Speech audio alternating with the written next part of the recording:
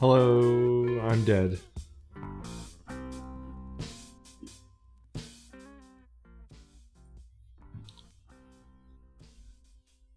What's up, y'all?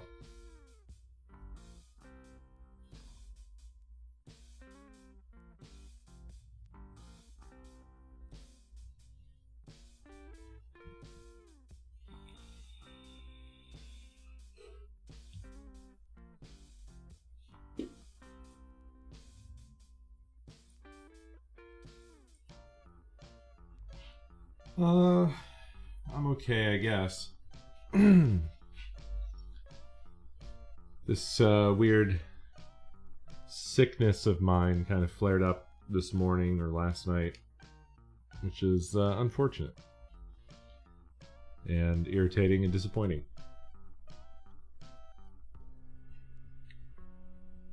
How was work?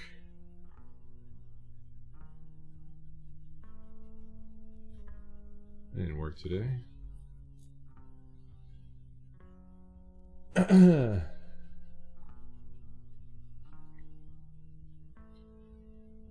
I'm getting things a little bit more organized with Nakomi's help, which is always appreciated.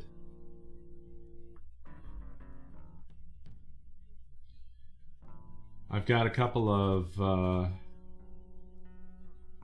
media shelves on the way.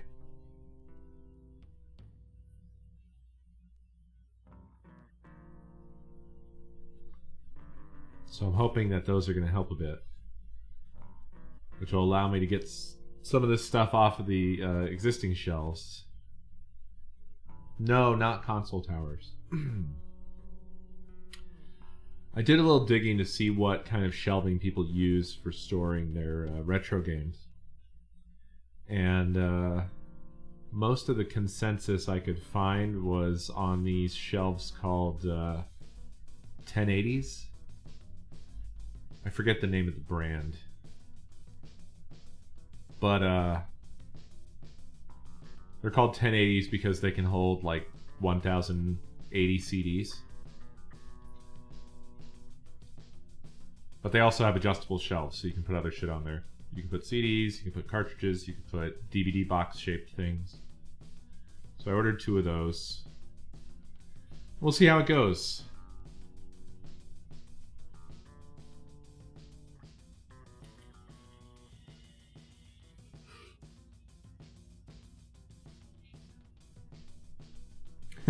Well, a lot of older style media shelving is kind of described in the same way that like SD cards or something, or internet speeds.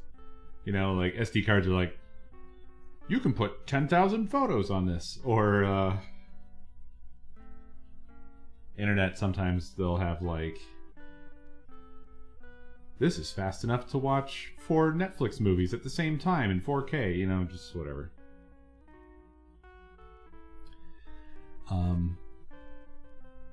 It's going to be interesting because reviews-wise, a lot of people were complaining that they're like poor quality materials and stuff like that. So I'm hoping to preempt that and involve some wood glue, and because really I just want the storage. And since we're in a post-physical media world now, there aren't a lot of options that, you know, handle old media unless you build it yourself. So we'll see.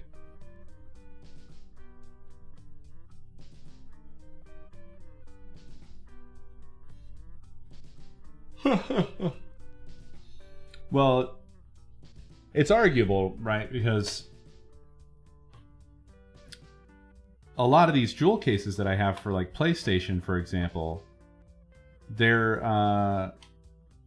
like dual boxes, which is slightly bigger than 2 regular jewel cases, right? Like by a millimeter or 2. But they hold 4 discs. Sometimes. So, but yeah, I'm sure you probably wouldn't get very far with that one. Not to mention, I'm planning to put much more than jewel cases on there, so I don't think I have a case. But it should make a hopefully pretty significant difference in the storage of a lot of this stuff, because the sort of mid-retro or near-retro consoles sure do, like, the media takes up a huge amount of space. There's not room for PlayStation 2 and Xbox and GameCube and Wii and Xbox 360 and PlayStation 3 on the shelves that we built. Well, not built, but the sort of rack shelves. I don't know what you call those. Yes, it's too many games. And I haven't even dug up the 3DO yet, of which I seem to have the entire library. Thank you, Craig. That is a collection that takes up quite a lot of space. I'm not sure I'm actually going to put those on the media shelves. Those might go on the other shelves here that I'm trying to make room from, because they are a bit awkward shaped. They're real tall, taller than a DVD box. Fuck, they're like a DVD box and a half.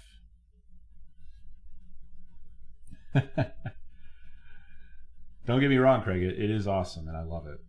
But yeah, storage wise, I mean, they'll be in a better storage situation than they were.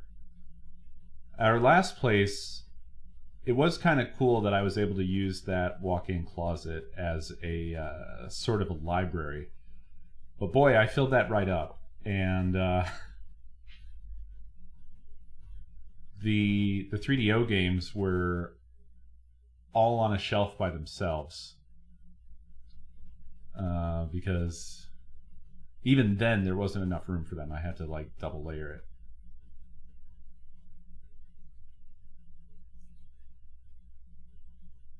As long as you do it safely, Nerd Girl, would be my... I'm not going to say go one way or the other. Just be safe.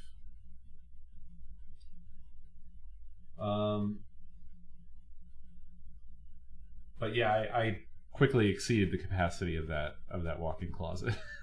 Although I didn't modify it at all, because we were renting and I was like, I just don't want to do anything. So shelves that could have had more shelves above them didn't get that. So I wasn't able to use the space in there as optimally as I would have liked. Not too much work per se, but like, because we kept getting kicked from house to house to house, I didn't want to have to deal with, well, you put a bunch of holes in the wall, blah blah blah blah blah blah. You know, just all this ticky-tack shit that they do after they boot you. Well, you didn't fix the holes, or like that also differs from landlord to landlord, because they're like, some of them don't want you to fill in any of the holes because they want to do it themselves. Like, I didn't want to deal with any of that crap, so by the time we got to the last house we were in, I was definitely in a phase of just, I don't even want to unpack, man, because renting is not living. If you have a landlord, you're not alive. You don't know what's going to happen. It's completely by the seat of your pants. You have no guarantees. I don't know if other people out there have I don't know how many people out there have got like really crazy good leases or something.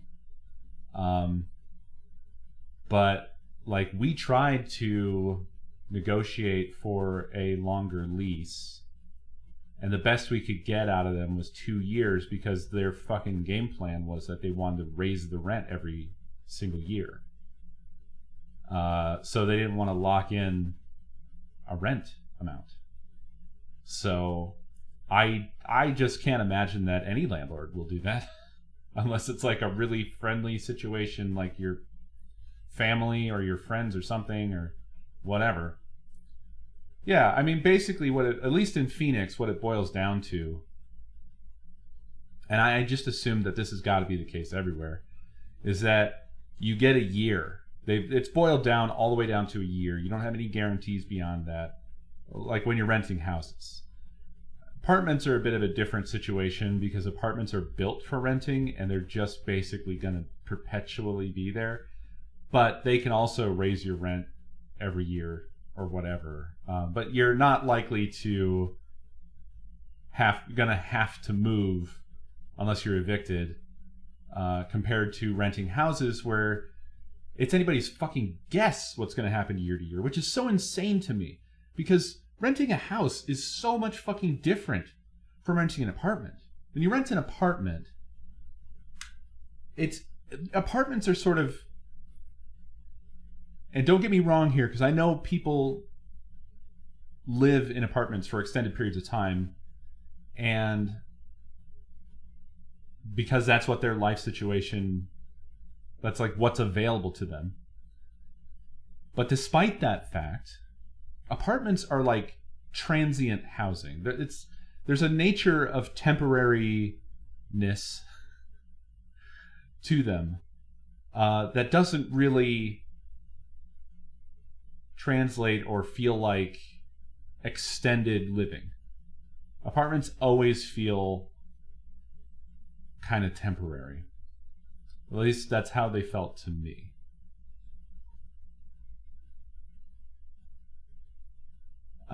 Whereas renting a house, you can move the fuck into a house. You know what I mean? Like when you move into a house, you're gonna unpack all your shit. You're gonna have more furniture in a house than you would in an apartment. It's just it's more of a thing. So the fact that houses are even more of a fucking like transient, like you don't know what the fuck's gonna happen year to year to year is insane to me, because it's a way more involved and expensive situation to move in and out of a house. Not to mention that if you're renting a house, you probably have a greater need for more space or location or whatever it is. So like again, it makes it all the weirder that houses, like as far as the market currently is, you have fewer guarantees and they're more transitory in terms of like exactly what you're getting out of it and how long you're going to get it. It's totally built on greed.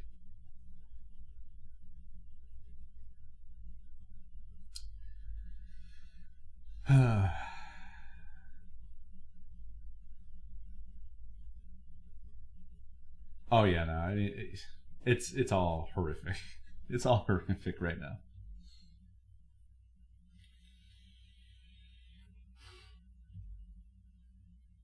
I'm sorry. It's really easy to push me down into a rage tangent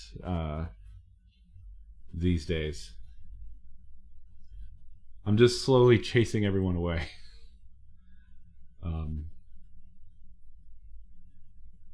I so want to talk about Dan Olson's video, but I just don't know. I don't know. I mean, it's a very good video, so I wouldn't be talking about it in a negative way, but it's boy, what an amazing fucking video that is. Jesus Christ. That, I think, is the most value compressed into 2 hours on YouTube right now. Out of, what is it like, 5,000 hours of video that's uploaded every hour or minute or some shit? I don't even know, but out of everything on YouTube, it's one of the best, I think, that it's ever been uploaded.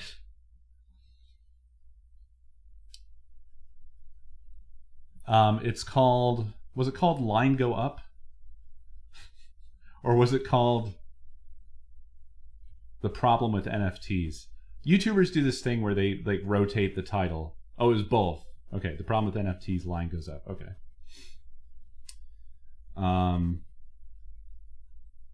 Yeah. It explains it so fully and thoroughly and clearly. Like, I was basically already on the page that you're supposed to arrive at the end of that video, because I know a lot about the underlying bullshit. But this felt like, for me, it felt like a deep clean. It's like any remaining little bits. Like, I have to say, before I watched that video, I still had the tiniest little, like, despite it all, you know, that last little clinging, like the last bit of a turd of just, you know, but the core thing is probably, like, it makes sense. That core, the math thing makes sense. Like, that, not as an explanation or an excusing of everything else that comes after that, but like the original, like, basically going all the way back to the white paper of, like, well, at least that thinking behind this shit, it was, you know, relatively sound. But that's gone now too. Like, now it's just, it's like it's wiped that out of my head. I mean, and it is like the mathematics. But once you're all the way back to that point, it's like, but actually, all of this was kind of just a huge waste of money and hardware and time. Yeah. Truly an enlightening video. But also a little bit scary, because I also agree with the conclusion of it being much more of a dystopia than I had ever realized. A lot of these things I think we sensed, like, right on the surface. Were bad, you know. And NFTs were very obvious. Crypto, I think, took a little bit longer for everyone to kind of realize, like, this actually seems like it's really, really not good. Metaverse, obviously a bad, like, right on its face. I find it fucking incredible that got to the point where they've changed the name of the company and have a logo and stuff. Because it's fucking insane. I can't... I just don't get it. I don't understand how I mean, I guess I do, because, like, Zuckerberg is very much just, like, whenever you see him even talk, or when you listen to him describe anything, he's like completely devoid of any sort of ability to relate to human existence. But, like, that whole fucking concept is based off of what other people had previously come up with in fiction as cautionary tales against dystopia. And they all know this. Like, a lot of the... It's a common thing, like, if you look into the sort of history behind the idea of the metaverse, it's cited in there that basically all these, like, tech bro billionaire boys have said at one point or another, like, that they're huge fans. It's like, okay, so if you're a huge fan, being a huge fan, what does that mean to you? Because that's like saying you're, I don't know, like, you're a big fan of 1984, and then but your takeaway, the thing that you go on to create, is Big Brother. the Big Brother thing. Like, that was the thing. Like, what? Yeah. Like, I'm a huge fan of the Alien franchise, and then you build your own Yutani, Wayland Yutani. Like, it's so fucking... What's going on? What is this weird comedy world that we live in? Because why is everything so fucking funny? Why is it all, like, comically absurd? It's absurd to the degree that, like, reality is surreal. That you can't believe this can be true.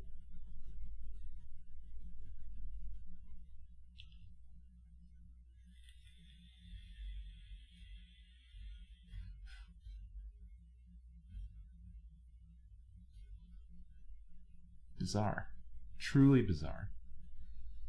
But yeah, the NFT thing is it's like scary and hilarious all at once. The funniest thing is how like all the people that are deep into it are like big true believers, and it just keeps blowing up in their face over and over again. That's the hilarious thing to me. Like, they keep getting scammed, they keep getting fucked, and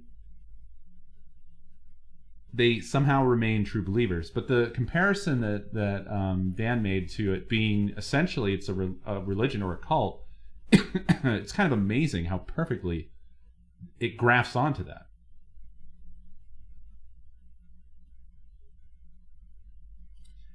You're lucky, Gassy. You should just... I don't want to ruin your brain, but you should... I think you could enjoy the video even more for the fact that you don't know all this, because it really gives a good full story. It covers the whole thing end to end. So you can have a complete understanding after you watch that video, even if you know nothing at all. The problem is do you want to infect your brain? Oh yeah, I mean, any video you see started longer and got edited down. So the fact that that was an over 2-hour video, there was, I don't even know. It was probably would have been like 3 or 4 or maybe even 5 hours. Writing that script and tightening that up and editing it down has to have been a truly monumental nightmare of a task.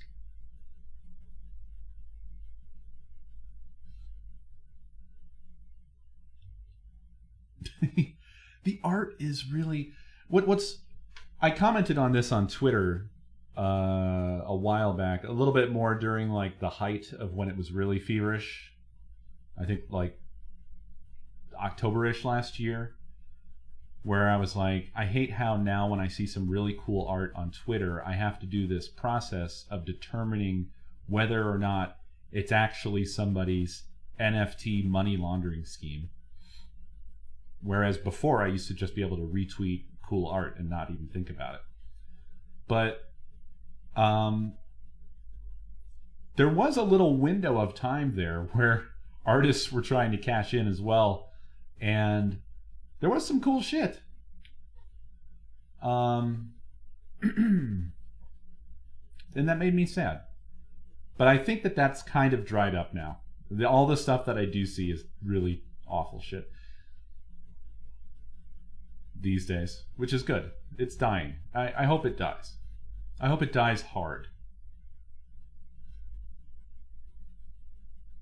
So in my case, I follow a lot of artists who I have no idea who they are.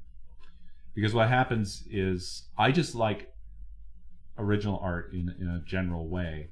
So I'll follow artists that I know well, obviously, but they know an artist and they'll retweet something and I'll be like, holy shit, that's fucking awesome. So I follow that person because I really like their art style, right? And then they have their own whole little world of art friends and they'll retweet something and then I'll see that, and it just sort of keeps going. So I follow a lot of artists. I have no idea who they are, other than that I saw their style and I liked their style. So that is one area of Twitter that is not very filtered by me. I certainly did manage to filter some out during the NFT phase, but not all, because I don't blame a lot of them for trying to get a piece, especially when you consider that there were a lot of grifters and scammers and shitheads out there that were just taking people's artwork and making NFTs out of them and trying to sell them. So I was like, I was very on the fence because I was like, I hate this, but kind of feels like you're defending your territory, I guess.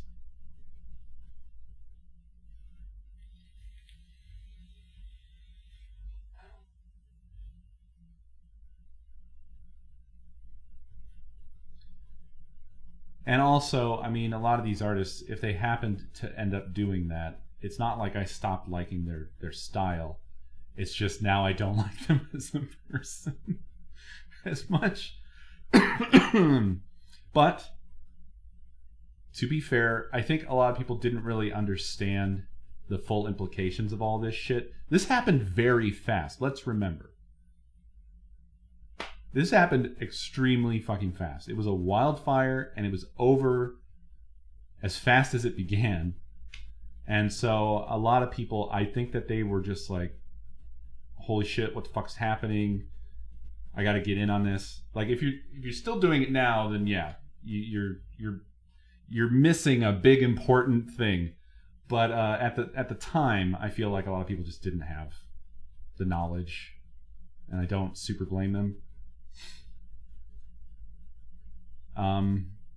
Even the sort of general crypto, because like I'm a developer. I hesitate to call myself a programmer, but I am a developer, and I do see and interact with a lot of other developer people, and these things don't change fast. You know, that takes time for this to trickle back to people. And some people are very invested in these things, so it would be a lot of time. But it's still very prevalent in that space of people who are developers, because you have to understand that, like, Bitcoin is kind of oldish now. Like, I remember my original attempt to mine Bitcoins, and when I had a wallet, was so very fucking early on. It was within the first year or so, and that shit was, I don't know, 2008, 2009, something like that. And it was very much something that was popular in the developer space because it was a programming thing. It was like, look at this cool thing that emerged completely out of programmers. So it has that sort of quality to it where it kind of seemed like futuristic, and it's also like a cool tech thing in the space that they enjoy. So it's been ingrained for a while, and I think a lot of people are going to be pretty slow to get off of it, to get off of that train, because it's been over a decade for some people who've just been like, this shit's cool. And it was fine at the beginning, I think, because nobody realized the implications. Nobody knew, you know, and it wasn't a mainstream thing. There weren't a lot of people doing it. It wasn't, you know, it was a very small thing, and it really trundled on like that for a number of years before it blew up the first time. So, and the scams and the grifters and all that stuff weren't there instantly.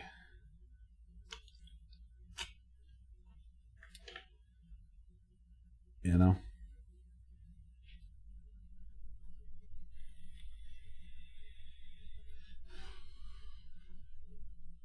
So, it's going to take time. It's just going to take time. But I do hope it dies, because it does seem to represent a possible ultra dystopian future.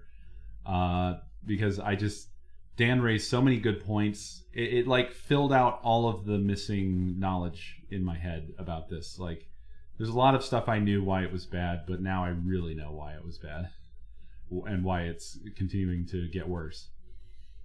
So, great video. Highly recommended.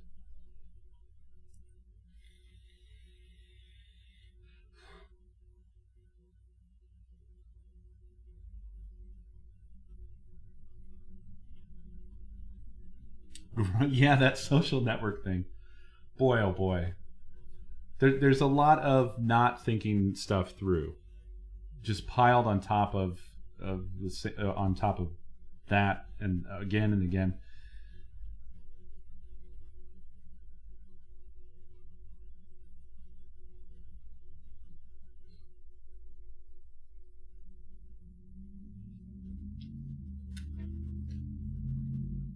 Yeah.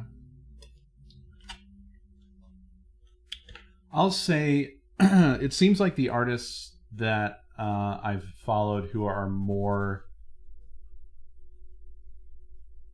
fashionistas. Does that make sense? Those of you who follow artists, do you know how there's some artists that are more like they occupy certain spaces, different personalities. I mean, an artist can be anybody, and there are some that like lean a little bit more towards the fashion space, and I think a lot of the ones that chase that a bit more ended up going a bit more into NFTs because it really does have a sort of fashion quality to it. You know, it's also similar to, it reminds me of like Supreme and what they do. And it's also similar to like trading cards, kind of.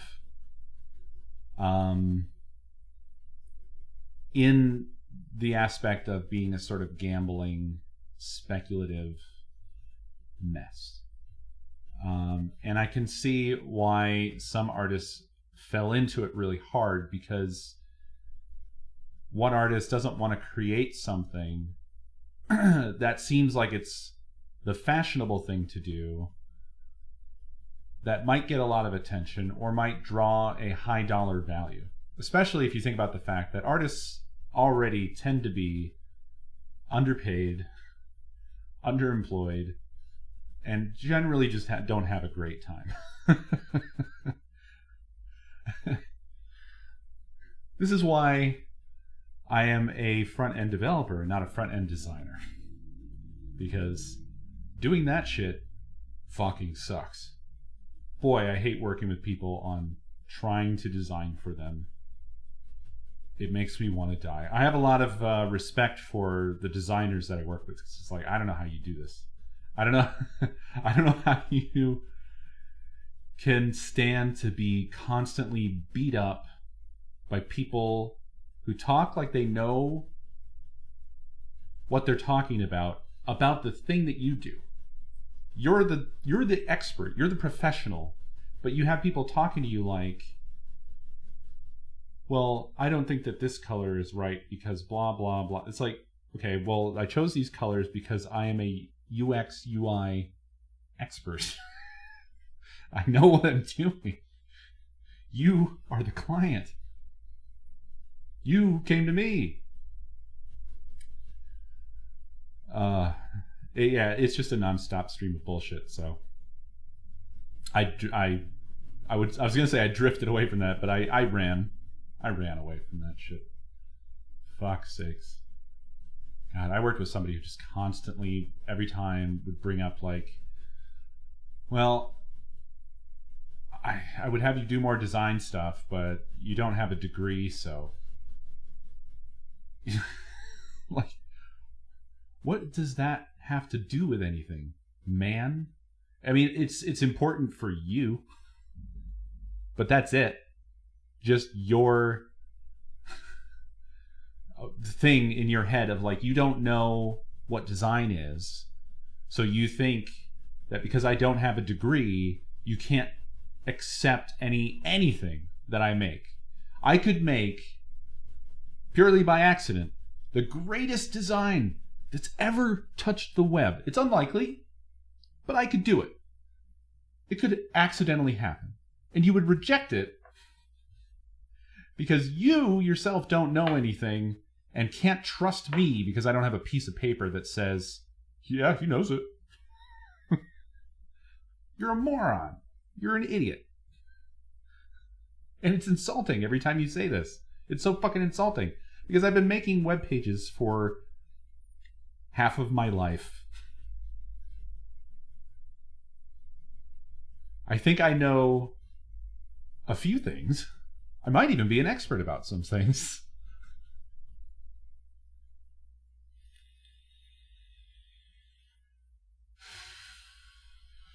So, shit world, we live in a shit world. Truly correct, yes. I've been doing this longer. than anything that you've done.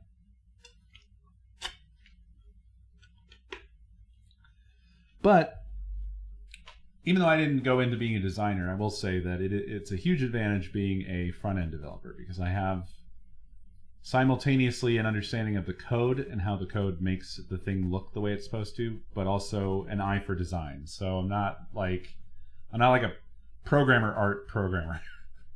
I understand how it's supposed to look, and you know, pixel perfection is something that I've done for my own stuff when I design my own things, so I get that really well. And I love working with the designers because they separate me away from the client. I'm sorry, designers, but I get to work with their cool designs and make them look just exactly the way that they designed them, and that feels awesome.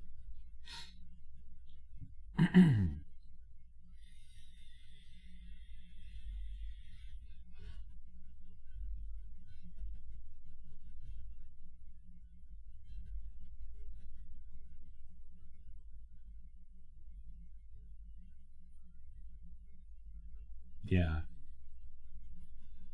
I imagine that designers probably appreciate being able to work with somebody who understands that aspect, because like I have no doubt that there's a lot of like getting it from both sides essentially. So not only do you have the client shitting on you, but then you have the developer who's supposed to take what you've made and make it accurately in code. And I have no doubt that there's a lot of developers out there that just aren't that meticulous about it. And so they're getting stuff back like, does it have to be like that? Does this really matter? But like, I get a huge amount of enjoyment out of getting it right. Like for me, it's like solving a puzzle. Like I'm handed a design and the question is like, okay, well, all right. So what are all the things I need to do to make this exactly like this? With all everything, with the animations, the overlays, the hovers, just everything that it needs to do. And what's fun about that is I get to explore all kinds of different, like a lot of stuff that I never done before and didn't know, and I get to learn how to do that. You know, sometimes I have to invent something because there's not a known existing good way of doing a thing. So yeah, I've been getting a lot of enjoyment out of my job in that respect, because it's something I've always enjoyed doing.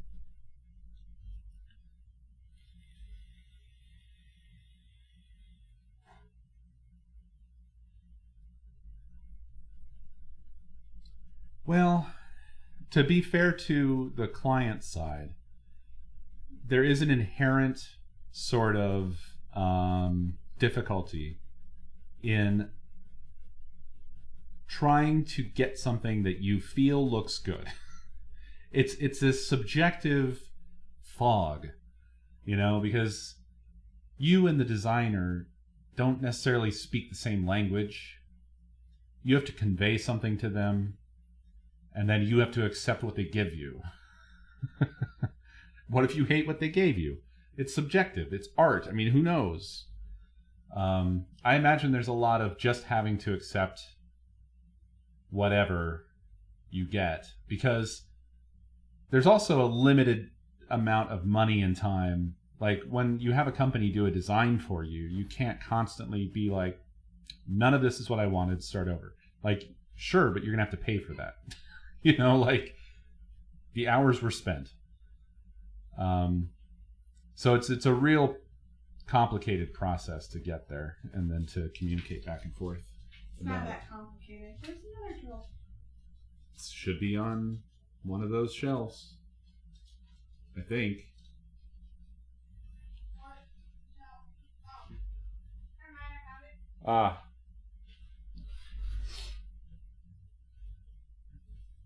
So, yeah. I don't know how we got here. Watch that video.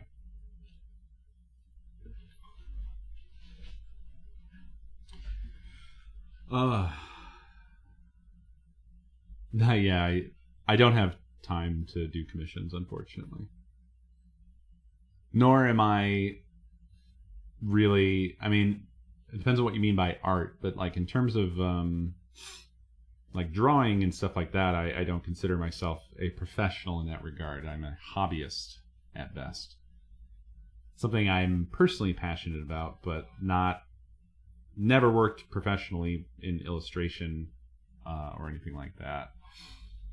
So I'm not the guy. I'm not the artist. And design-wise, I would be more open to doing that sort of thing, but like I said, I just don't have time anymore.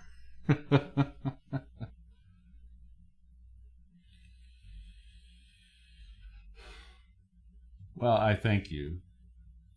It's just sort of a thing where, like, if someone, I don't know, if I built a single chair and someone asked me to make a chair for them, I wouldn't be able to, in good conscience, be like, yes, I will take money to make you a chair. Like, I'm not a carpenter, you know. It's basically what I'm saying. It's like, I don't have confidence enough in my ability to have anybody pay me to do it in that way. So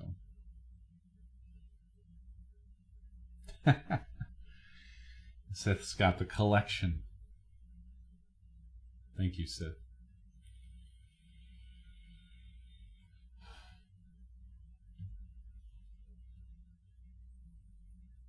I thought drawing would be what I did with my life.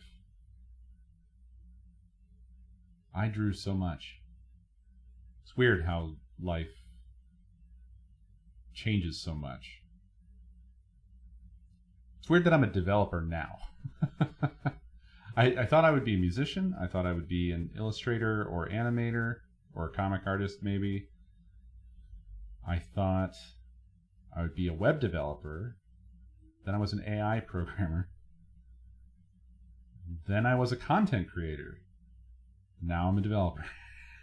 It's quite a strange path that I've taken through life. But basically where I'm at now is like, I'm just trying to get on a path to where I can, like, where we can fucking survive. And it sucks. It rocks and it sucks. I think this company that I found is really good, and I really like working there. And I'm hoping that if I fit in really well and I do good work, that maybe it'll, you know, maybe I'll get promotion or something, or maybe I'll become a team leader, or who knows. But I can see that there's a path forward. Not to mention healthcare, dental care, retirement plan, like these sorts of things that I have the opposite of a head start on. But better late than never. But I feel sad that I was never able to make anything else, you know, work to make that happen. But I just never came close with content creation to get there. I miss my friends very much. Everyone gets up at 6 a.m. and streams now, and they're all gone. It's weird. I got a job and everybody left at the same time that I got a job. So there's nobody left. I thank Good for still doing Friday night with me. But it sucks to watch your friend. I'm still in all the Discords and everything, so I see their messages all day long while I'm working of all the cool shit they're doing, and I'm just like, sad Squidward all day long. It does feel sad. I miss everybody, and it just is what it is. Everyone's asleep by the time I'm streaming now.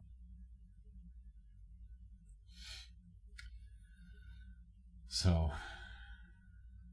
that's not been a cool, fun change. But on the plus side, I think that I'm going to focus, when it comes to content creation, I'm going to focus more on just doing whatever I feel like.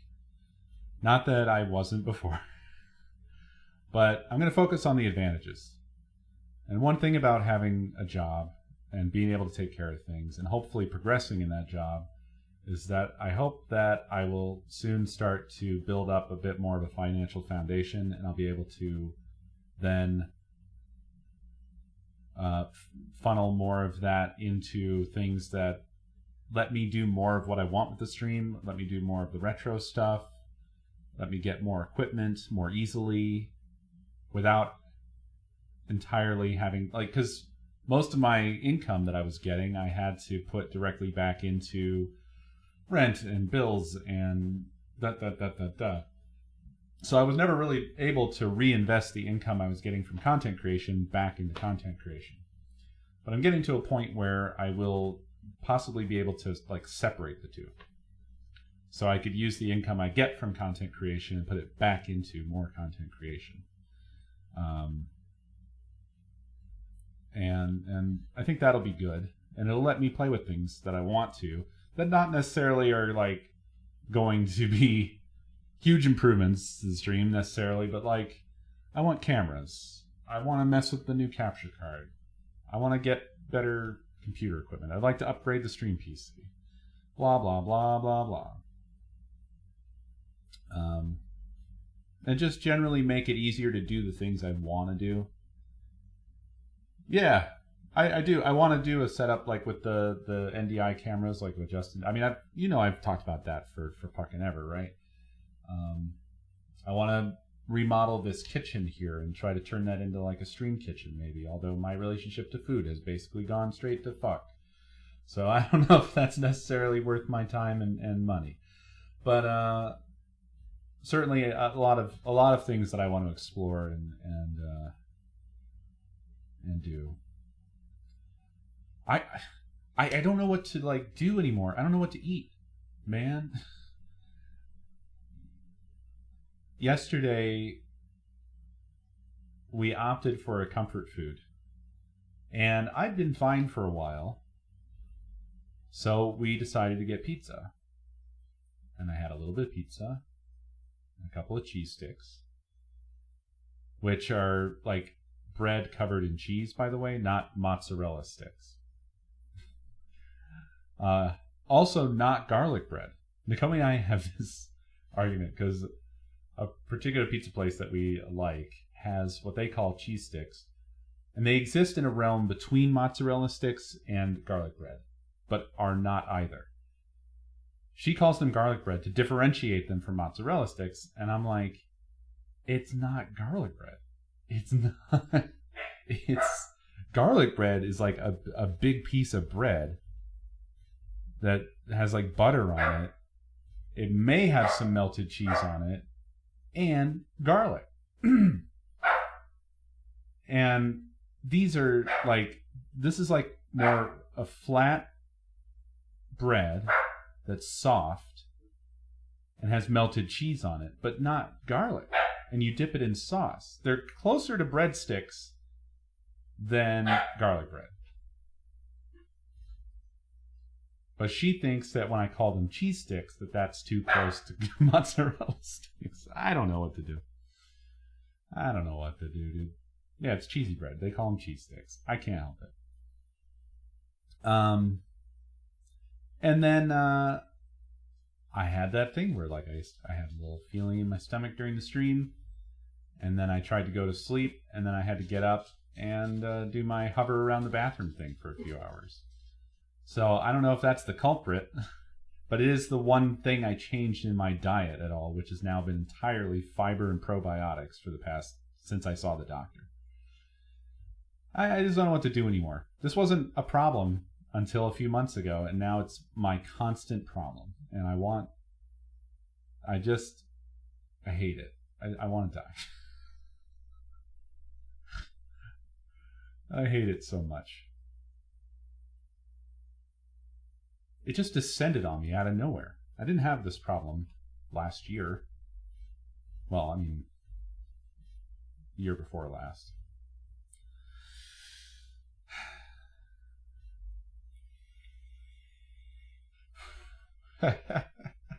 Yeah, I shed the poverty. It's a poverty is it's a body status. I'm not rich, not even a little bit. What's truly dismayed me is how seemingly coinciding with getting this job, and I understand that I am privileged to have the job that I have and the salary level that I have. But I've done the math, And it really seems like it seemed like it was a big upgrade, but it's actually seems like it's really just above the poverty line or where the poverty line should be. Not the one that we've been saying since whenever we stopped raising the minimum wage, but where it ought to be at based off of the cost of living in this country.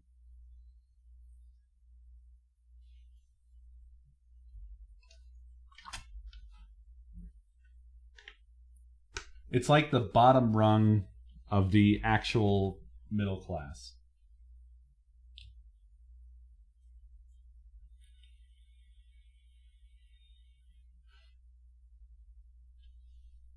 Not to mention the fact that recently it seems like it's just rapidly getting worse and worse. I know, I'm just talking like in terms that like the mainstream understands. I'm not here to give a Marxist lecture. I'm just trying to communicate in the easiest way possible because I'm tired of being alive.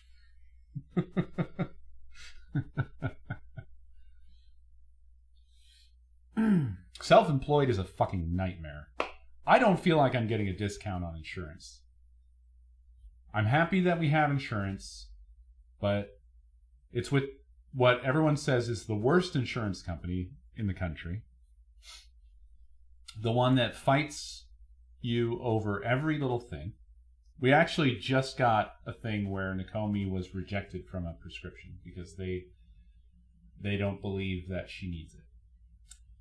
And that's fucking irritating because I am paying more for healthcare every month than anything else.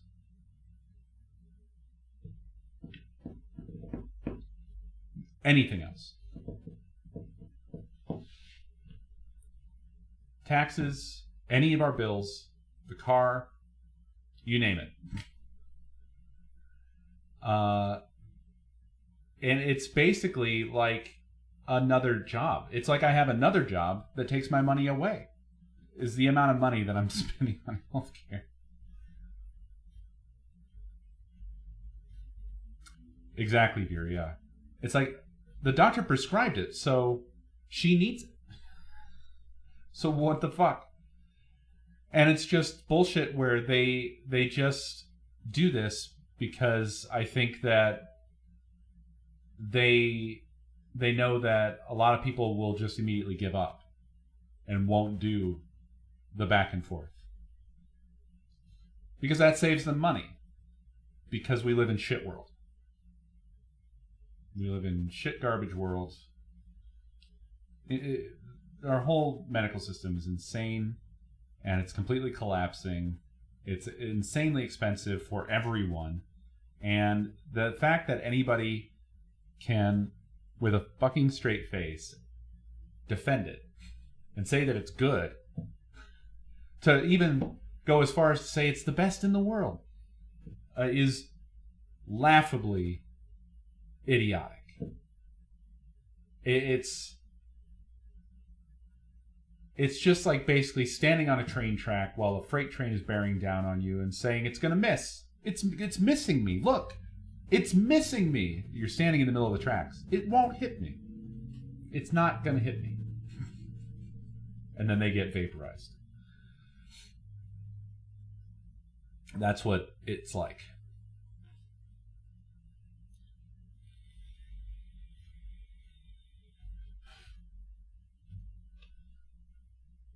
Also, you can tell how far my brain and how rapidly my brain is degrading by the fact that all of my analogies now are just people getting hit by trains.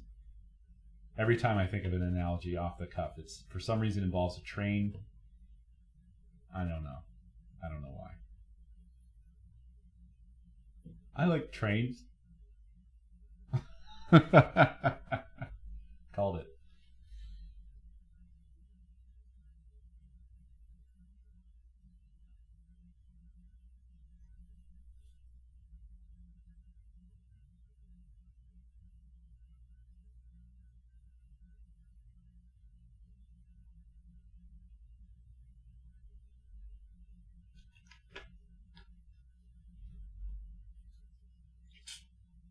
What about a trolley? How do you feel about trolleys?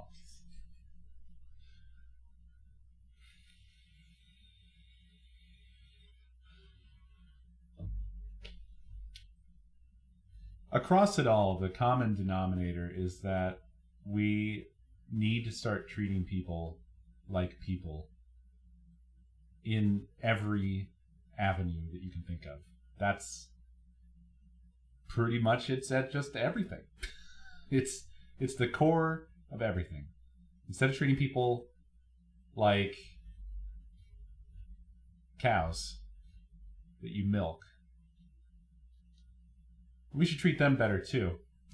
But everything is built on just sucking the life out of all of us.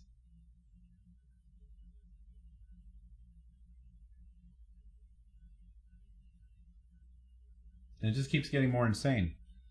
It's like every moment, every time I look to see what's going on, it's a new horrible thing. Like that fucking that place, it was a hospital or a healthcare system, and they lost a lot of people all at once, and to another company. They quit, and they were getting hired by another company that paid better. Imagine that. He has a flat brain. Half asleep, thank you for 60 months. And so the company that all these people were leaving, did they make better offers? Did they increase their pay? Nah. They went to a judge, and they got a judge to file a injunction to prevent those who left from starting work at the next company until they're able to fill the gap, because they made this case of like, well, the community that we serve won't be served now. There won't be anybody to take care of da-da-da-da-da. It was like a specialist sort of thing, like to do with strokes or something like that. And but the outcome of this was that neither company gets those workers now. So what the fuck good was that? It wasn't like it kept the workers. I mean, I'm not saying it would have been good if they blocked them from going to the new place and forced them to work at the old place. But now they're not working at either place, and purportedly the whole point of it was that they needed the people who were leaving to continue serving the area until they covered the void with new workers or whatever. But that's not what happened. So all that did was just fuck the workers, which is basically what this country seems to be built on. I've said it before, but I don't understand how everyone isn't mad all the time, 100% of the time, 24/7, constantly. Anybody who isn't mad and like downplays all this shit that's going on, I can't look at them the same way. I'm just like, what, are you fucking asleep? What is happening? How are you unaware? How can you possibly be unaware? It's affecting you. Everyone is affected. There's not a single person that's not affected under a certain amount of income. Technically, people at higher incomes are affected as well, but they can weather it because they don't feel it. But below that line, wherever it is, you feel it. I know, beer, and it breaks my brain. It breaks my brain. This assumption that everybody is lazy is not supported by any fucking evidence whatsoever. But it's this pervasive thing. I mean, Dan talked about it in the NFT video that there's, or no, he didn't actually. It was in the, I went on a Dan spree, okay? So my head is full of Dan Olsen right now. He did that video about that dumbass Jamie Oliver and his stupid chicken nuggets thing. And he said in that video that there's this mainstream belief that poverty is a moral failing. Basically, it's like it's something that you inflict on yourself, is this mainstream belief that we have in this country. And I think in a lot of wealthy countries. And that's what many people act on. They just have this presumption that everyone who isn't as, advantaged as they are, it's because they're lazy. But even people who are disadvantaged also believe this lie. And it's so fucking weird because they know what their situation is. So they're saying they too themselves are, like, they know what their life was. They know how they ended up where they ended up. I don't know, man. I don't know. I don't know. I don't know. I don't know. I don't know.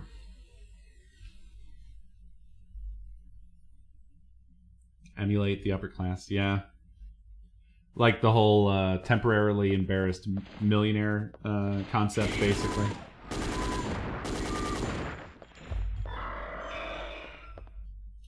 Yeah.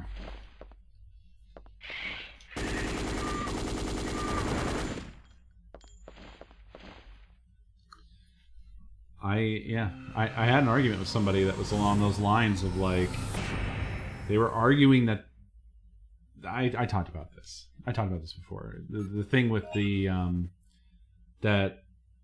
idea that there's supposed to be shit jobs because that's what incentivizes you to get a better job. And it's like, well, that doesn't make any fucking sense because, like, the minimum wage job in the, like, 60s and the 50s, you could live. You could live on that. You could, like, we don't need burger flipping jobs for teenagers to get experience. And besides, that's not even, everybody that works at a fucking fast food place is not some teenager just trying to get some experience. People used to pay their way through college. That's a whole nother, that's like a multifaceted, like, not only do jobs pay way the fuck less than they should now, but also tuition is like a whole fucking scam, like, that it never was back. I mean, just all the things that, all the shit that our generation in particular was fucking raised on was lies. Or not lies, but ignorant, outdated knowledge that had no connection to reality anymore. It was dead before many of us were born. We have shit repeated to us about, well, when I was blah, blah, blah, I had a car and I blah, blah, blah. And meanwhile, like, as we're going through every stage of life, we were told, well, they had a car at this age with this kind of job. They got a house at this age with this kind of job. They started a family at this age with this kind of job. And then we're going through and we're hitting these checkpoints, blow past the, like, I'm buying a car thing to where it seems like maybe I'll be able to get a car, like, when I'm 30. Maybe I'll be able to get a house as a funeral plot. I could get that and then they could bury me in it. Because I'll be dead before I can get there. Start a family. Who can afford that?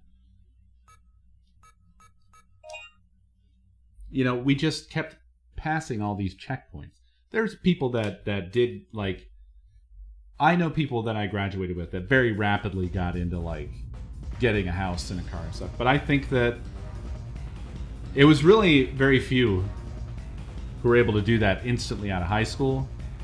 And if I recall correctly, it was mostly kids that already had a leg up thanks to having parents that had a leg up. Just privilege, essentially.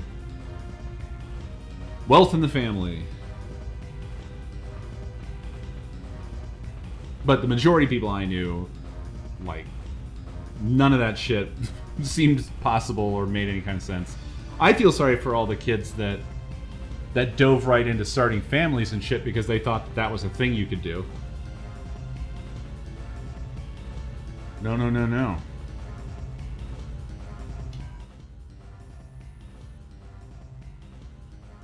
Let's test that theory about maybe reloading from the save reloads the spawns. I'm going to bet not. I'm pretty sure the game remembers.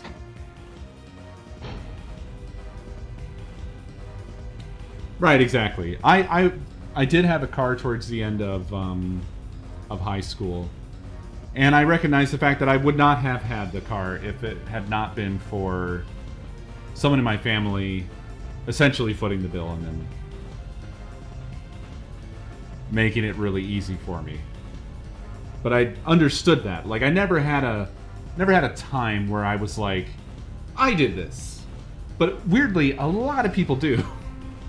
I would say the majority of people in that situation come out from it with a I did this sort of perspective, which is like, I don't understand how you could possibly think that.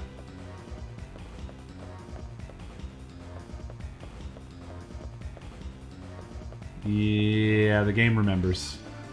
They thought of this. No farming for you.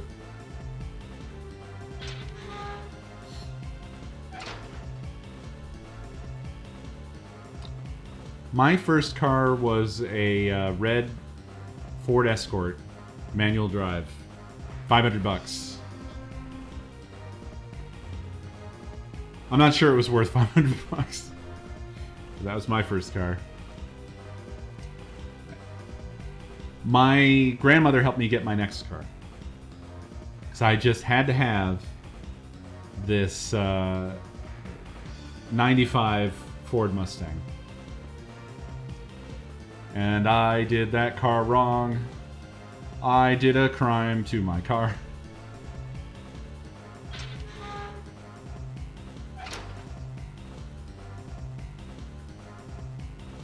I wasn't boastful necessarily about having the car, but I still didn't deserve the car.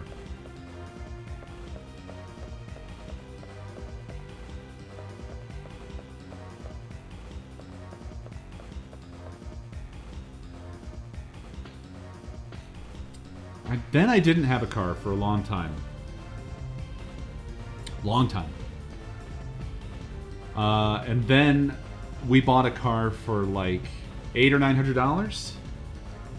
The Alero.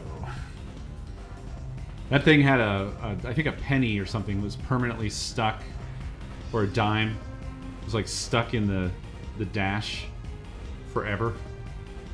One of the windows didn't work, but it drove.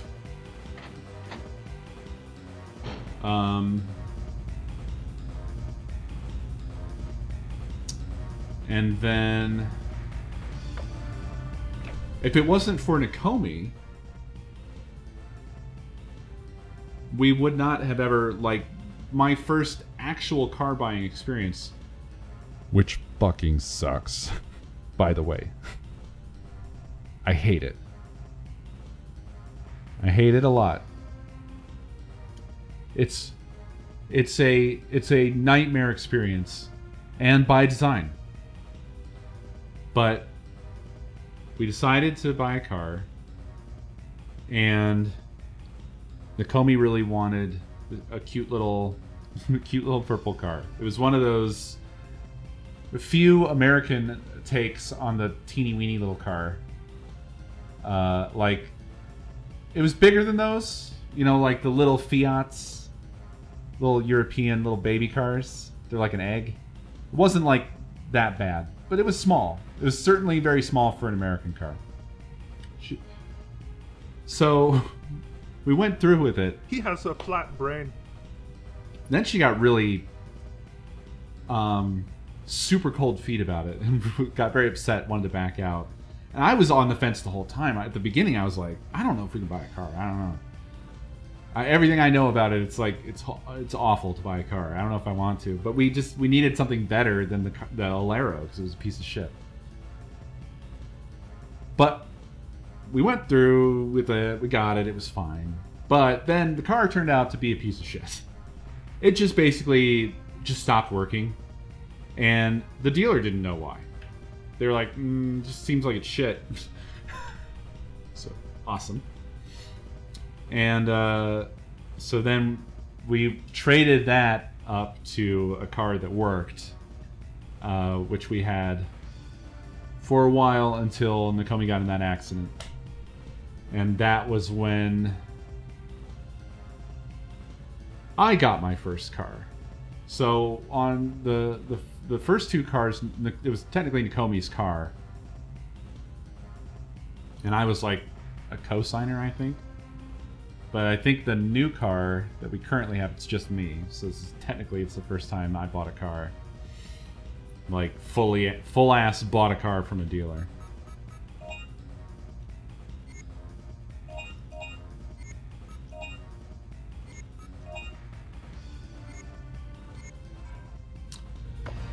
And then, yeah, that's the car we have now. And it just seems like when you get a car, you're just perpetually paying for a car forever. But dealing with the dealership, it's a fucking nightmare. They don't give a shit about your fucking time. They don't care about you. Obviously, I mean, I would say that that's pretty normal to assume, but it's to a degree, if you don't have experience with it, that you don't understand. It's to a degree that it's shocking how fucked up dealers are when it comes to not giving a shit about your fucking time at all. They do not care.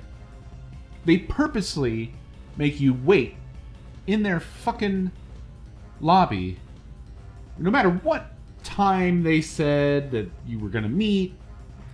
They always make you fucking wait because they want you to be tired and they want you to make bad decisions just to get out of there. That's part of the strategy. And if you decline any of the shit that they try to push on you, it takes even fucking longer because they know the more tedious and awful they make the experience, the more likely you're just going to start going, fine, whatever, fine, whatever, fine, whatever. That's what they want. That's what they want to happen. Well, I've only dealt with 2 dealers, but it was 2 entirely different companies, and the experience was the exact same at both of them. Well, yeah, but you better have all fucking day to do it, Dave. Because they will... That's the punishment. That's the trade-off. They know that people don't have time to fuck around. And I'm talking time. They will absolutely make you wait all goddamn fucking day. Anytime that you reject any one of the little things that they try to put on you, well, yeah, I mean, yeah. And I didn't know all of this at the time, but yeah, fucking leave is definitely the right answer. I 100% agree. But they try to exhaust you into giving them more money, for sure.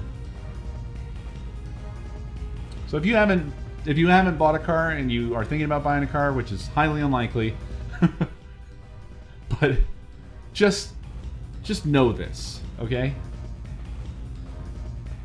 Know that their strategy is to waste your fucking time and plan accordingly.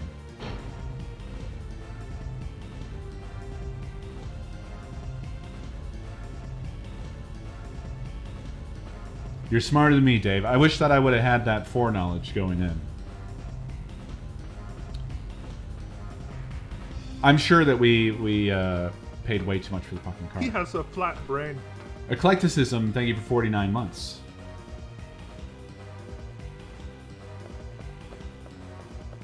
Another thing I've learned is, despite all of that, no matter what you do, you better really, really fucking closely double, triple, quadruple check the shit at the end.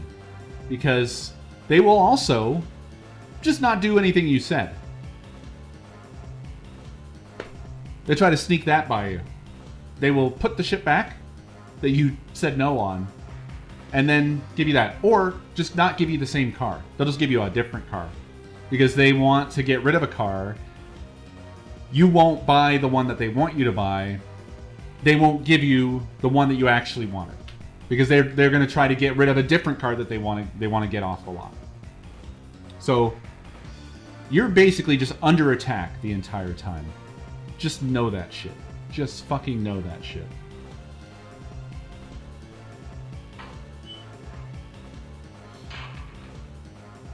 Actually, I'm gonna go the other way. If I can. Do I need the other guy?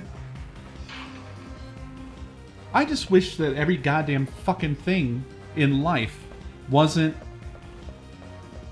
horribly, nightmarishly fucking distorted by capitalism. It's everything. Nothing is untouched. Everything is a fucking greed-laced scam, grift, nightmare.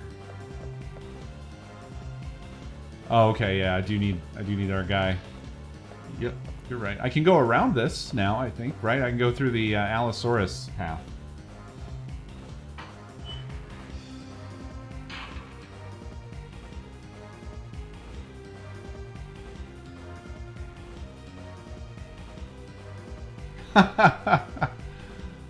Oh. Nice, Dave. What worries me, though, about even that is it makes me think, well, why did they sign off on something that seems like it wasn't a good deal for them? I feel like I want to fill in the blank and say the answer is it was still good for them. It's just not clear how. But, like, that, I guess it's either... What it basically means is that the deal that they're normally trying to grift you into is even, like, it's even sweeter. It's so sweet it's beyond comprehension, is basically what it is. It's such a scam that you can't even conceive of how much of a scam it is basically what it is, right? Like, they're getting so much more gravy on top than you even realize.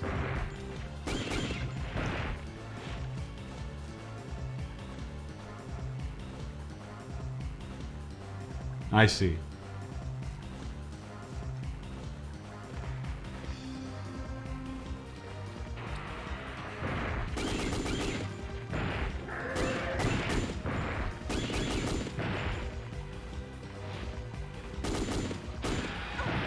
You fuck. You son of a bitch.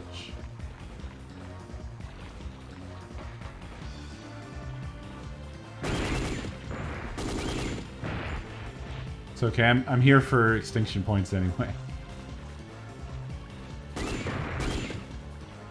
I knew you were coming. Can't see you, but I know you're there. Now nobody's there.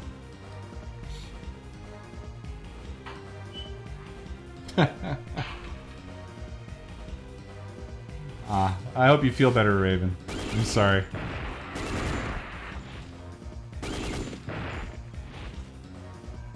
Where am I? So did we basically decide that, like, I'm probably not going to be able to do the points thing, right? Even with the bonuses and the combos, I think it's just not possible. Whoa! Holy shit!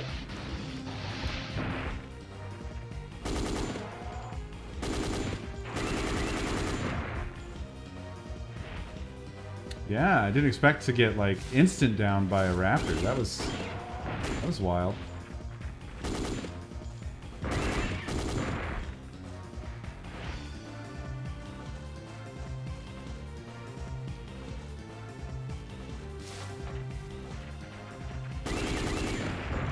I'm so glad I paid for the bigger cartridge.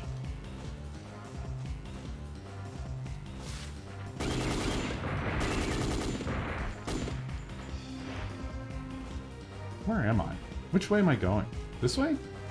This screen really turned me around.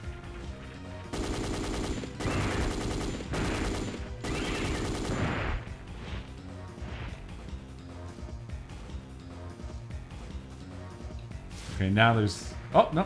Oh my god. They look like 1,000 raptors. The frame rate has gone to shit.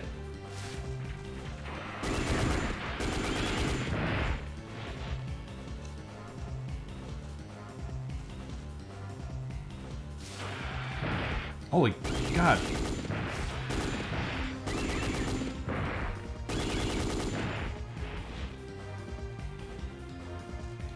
They're like weirdly delayed in coming out. Oh shit, there was one there. Oh well.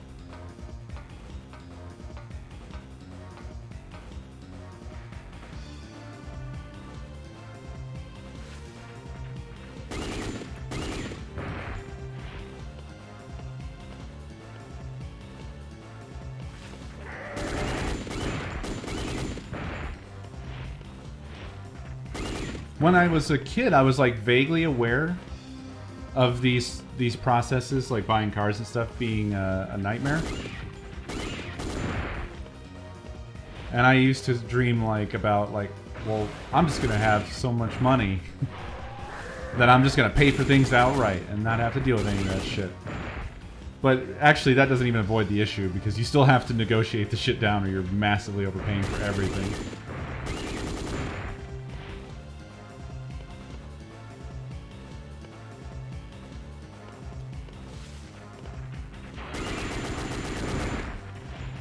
Ah, the combo just ended. The frame rate screwed me. Too many raptors at once. He just came out to take a nap. He's just a tired raptor.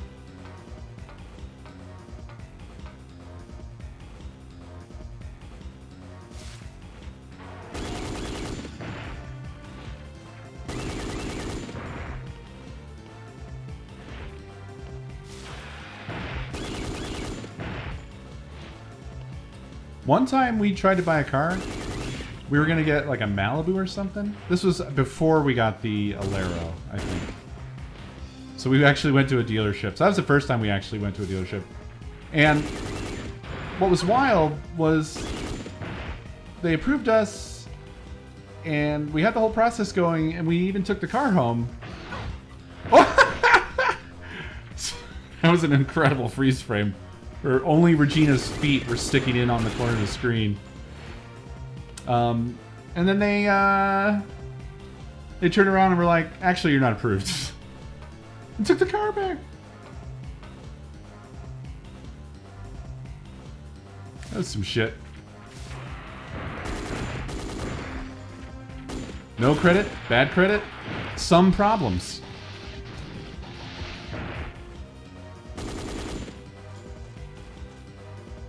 I'm actually not being very efficient with my bullets. Whoa! Oh, wow! I don't think I've seen that move before.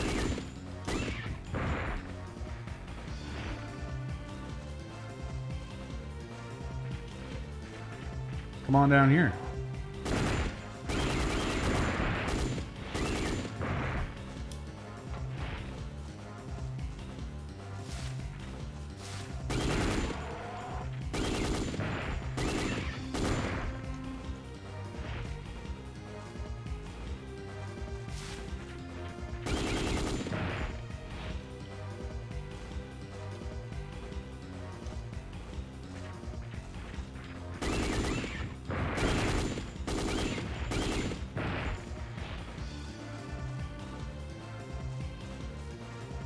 Oh, hi! Just relaxed, strolling into the screen. Any other takers? Nope.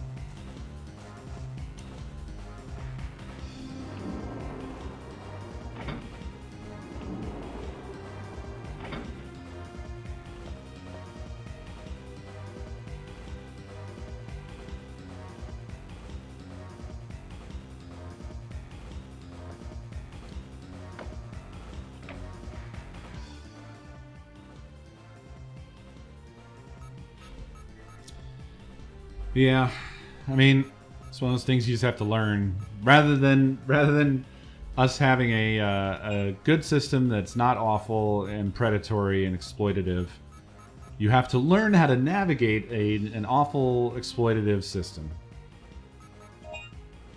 You have to develop a weird, shitty skill.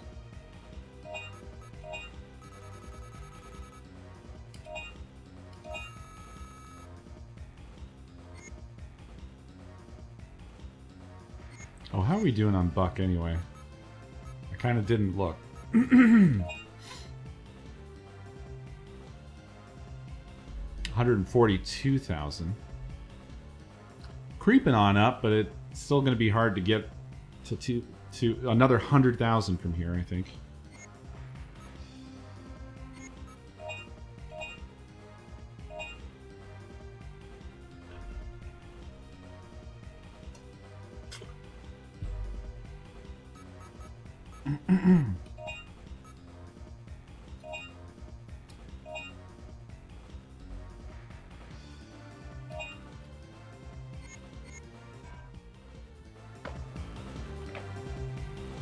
I'm just too curious. It could have been somebody in chat who who basically is just sending me on a fool's errand. But He has a flat brain. I'm too curious to not try to do it. Jen Manade, thank you for 2 years. Trans rights. Always, forever. Oh shit. Too much weapon for too small boy. Well, let's go back to these. These are fun.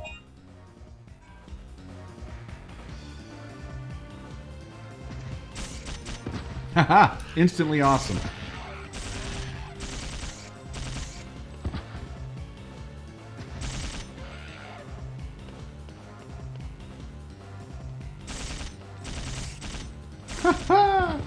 Wow, I don't think I ever used these on these boys before, and it's fucking great.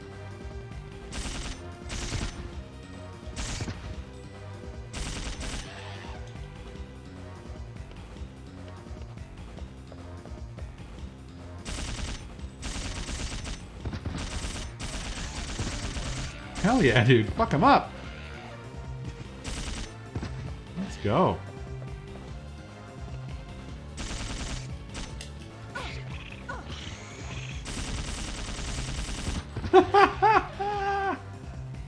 Incredible.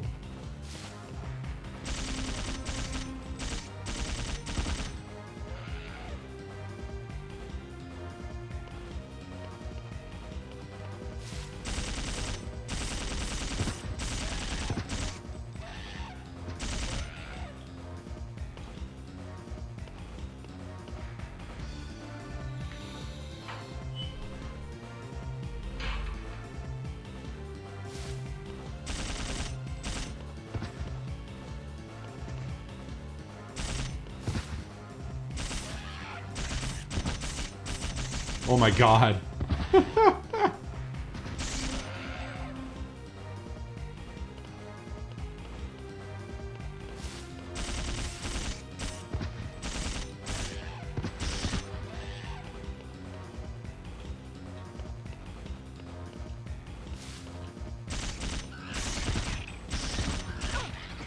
Oh, come on.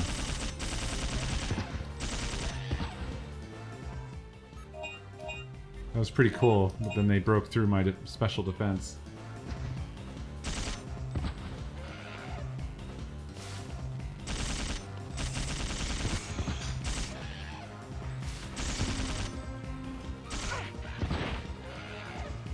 Damn it, I thought he would be down. Oh, it was new ones.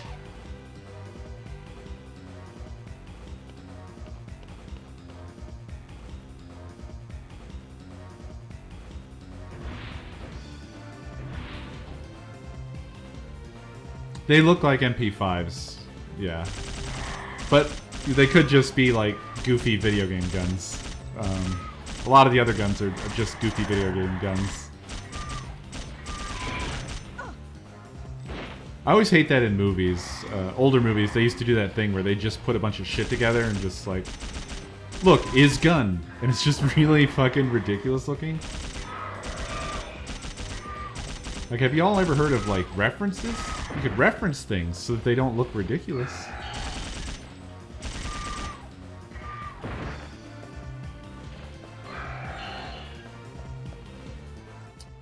We can go back to the big boy gun for these, I think.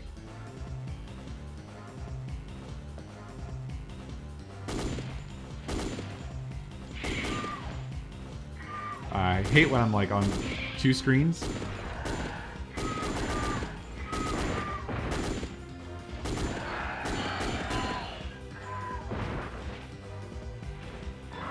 Die.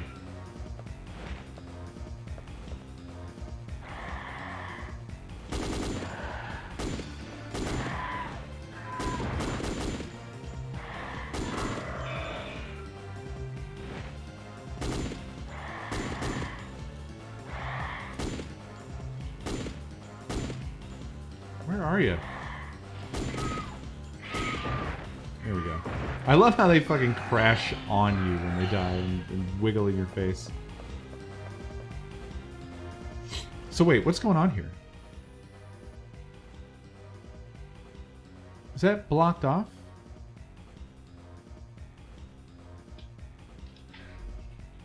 I'm so sorry. I tried to press the button in time. And since the button is directly under my camera, every time I sneeze, it's like I'm sneezing on you.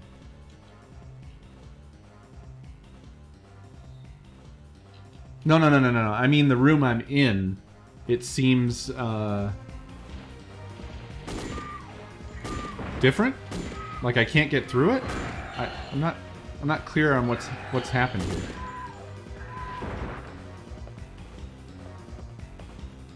Or I got turned around, I guess. I'm not sure.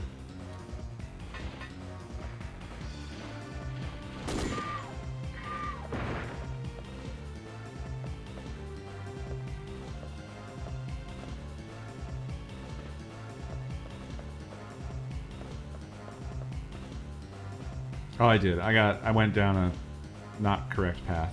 Here we are. No more birds?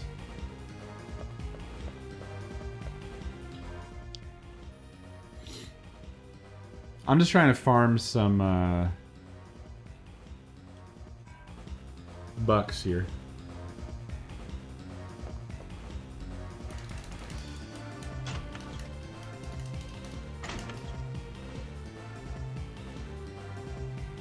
Yeah, it's crazy that we haven't needed those keys. I thought for sure we were going to need those keys. And that just was not the case.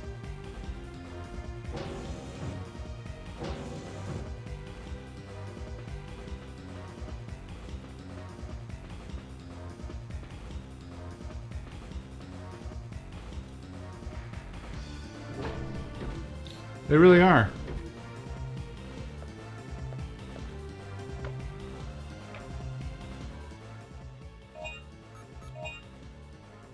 Oh, oops.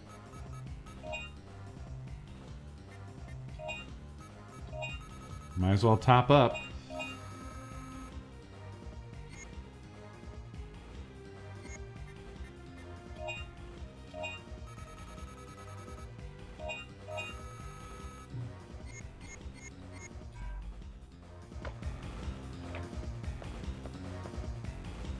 Big red herring.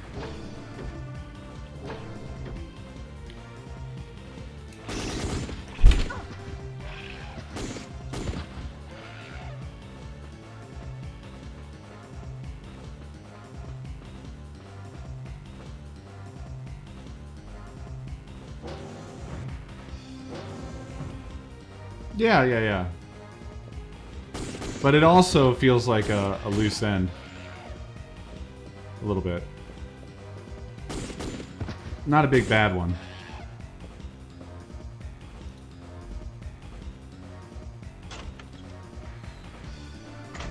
I just want a P90 in PUBG always, all the time. Because my goodness. Every time I get my hands on that thing, it just melts.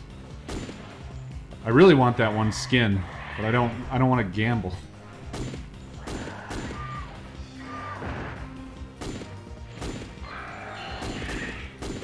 Hello, hitboxes? Do you work?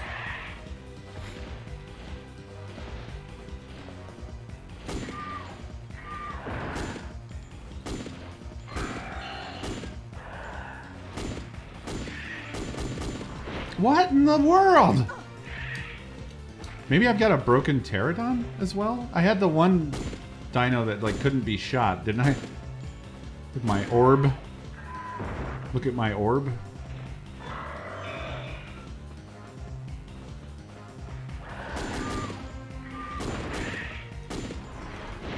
Ugh! It's frustrating that there's no way to like aim up in this game to like take care of these assholes. I can change what she's targeting, but even when it like snaps to them, it's sometimes not right. Target them! Target them! This is absurd! There we go.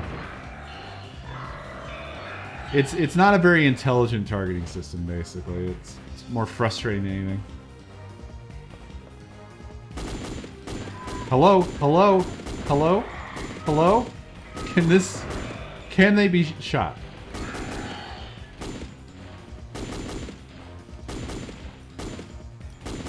What's happening? What am I even fighting? Am I fighting a philosophy, a concept? Am I fighting an imagination? Am I shooting an invisible wall? What are you aiming at? Every bullet I shoot costs $1. What is going on, dude?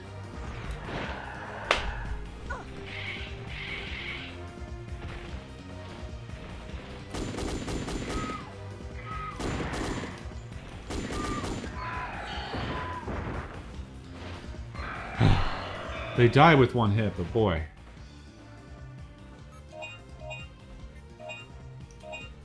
Boy, oh boy.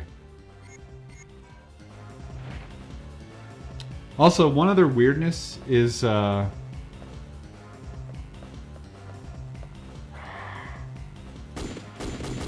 again. Not again. Please. I don't love the way that they did the resuscitation system. Just that they, the fact that they keep it right in your inventory. I understand, like, the thinking was, well, you have to trade inventory space.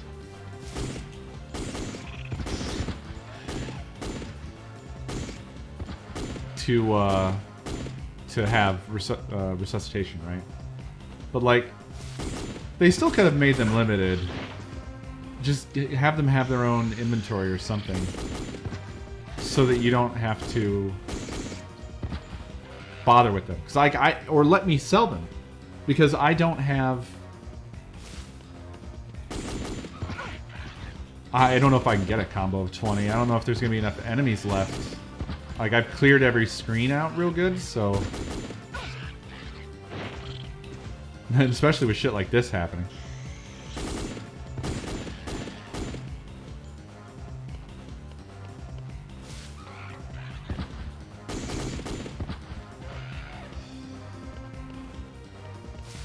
On Raptors, do you think? Do they always respawn? Do they ever clear out, or...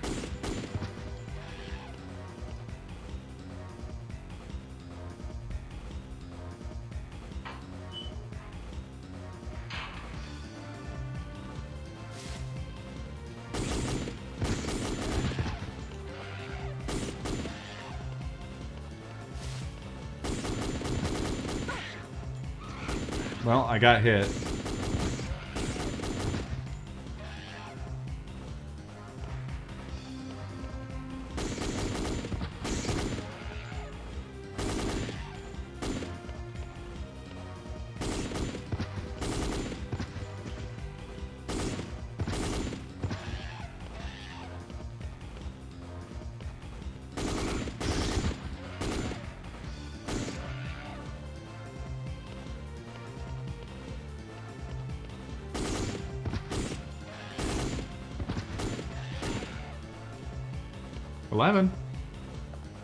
But I got hit.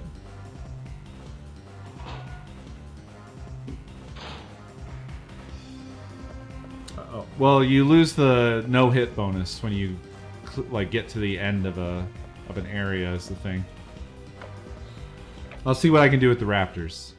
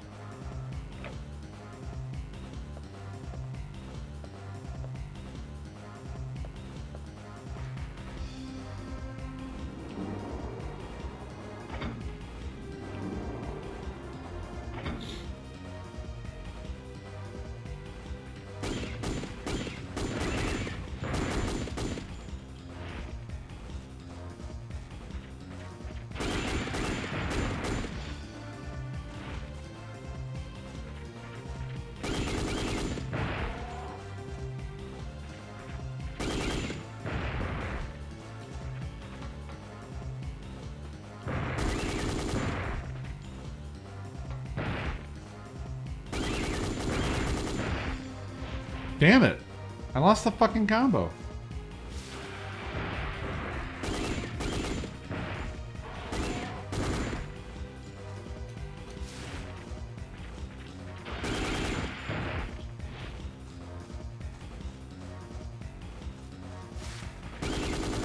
Despite it sticking around longer, it is not long.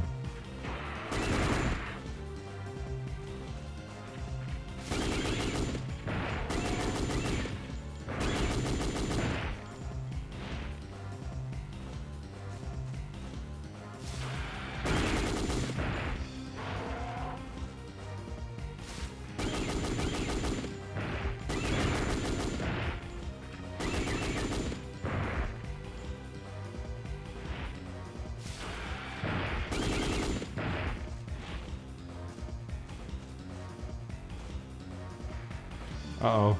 Uh-oh, y'all. I think this... Oh, another one came! Ah.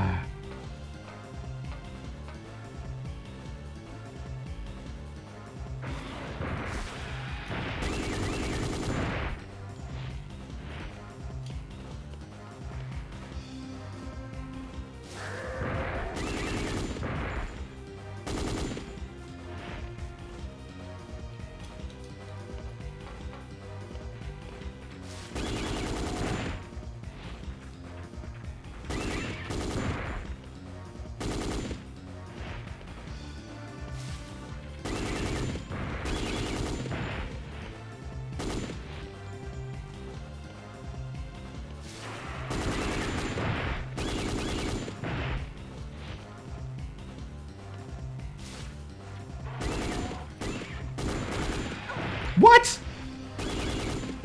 Infuriating. Urgh. I think this is a region switch, yeah. Quite close, yeah. Maybe I should run through that area again. It seemed like a good area to do. Or maybe just this area, I don't know.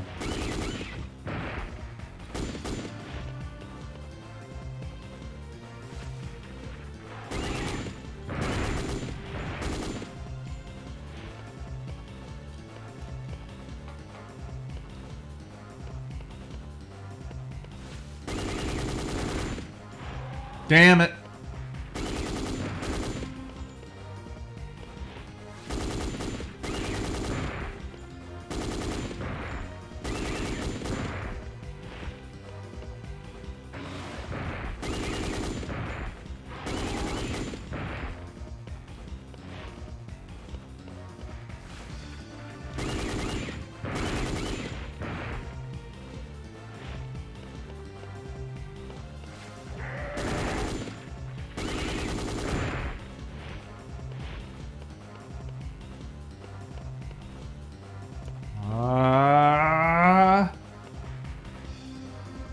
There's no more.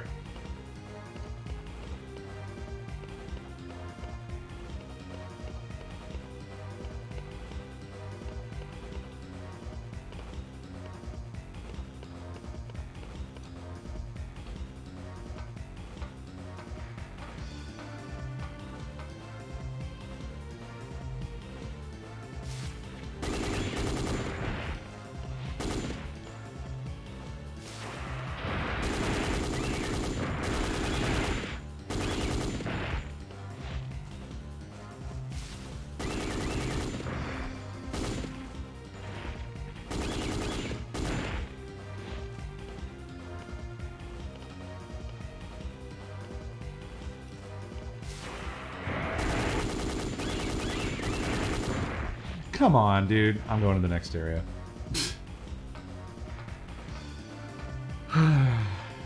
I'm trying. I'm really trying here.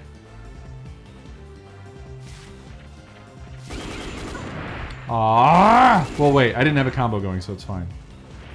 No loss.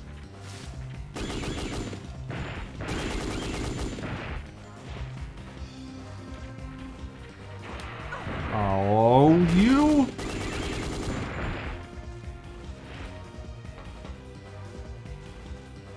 Those screens where you don't have a lot of room are the worst. And they just get you immediately as soon as they come on screen. I don't know if I can get enough raptors anymore. It's not spawning anymore. I've cleaned it out too much.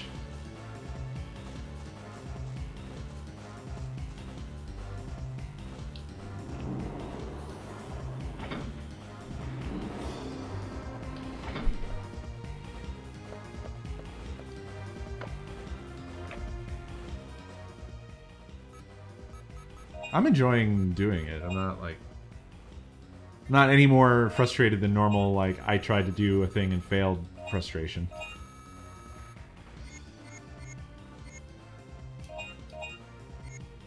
I'm getting close to my goal.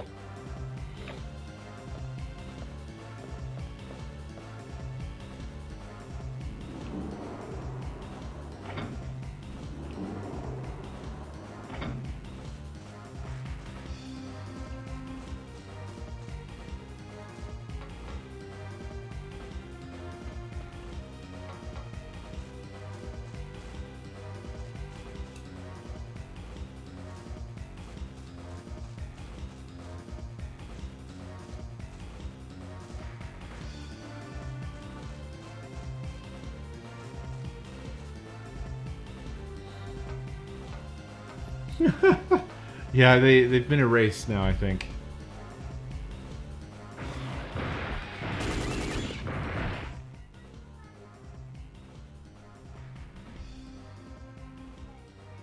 Hold on. Hello?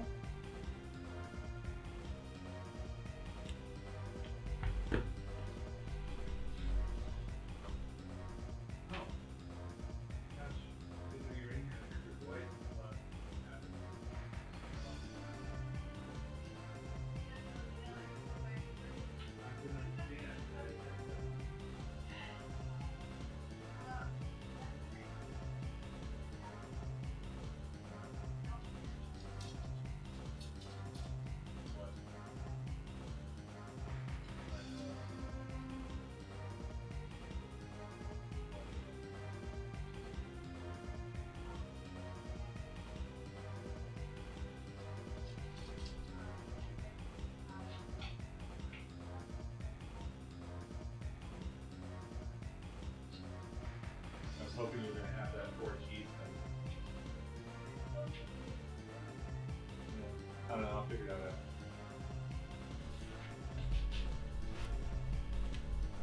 Yeah, everything's fine.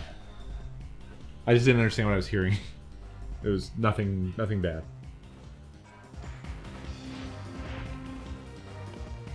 I forgot how to move for a second. Yeah, game's just not going to give me enough raptors now to do it.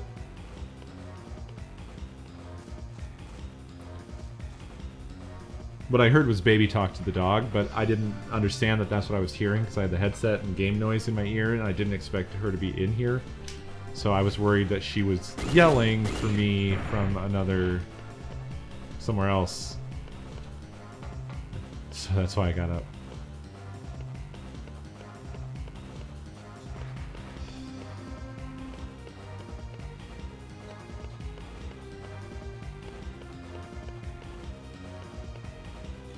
Yeah, I think I have to give up on this area. Where am I?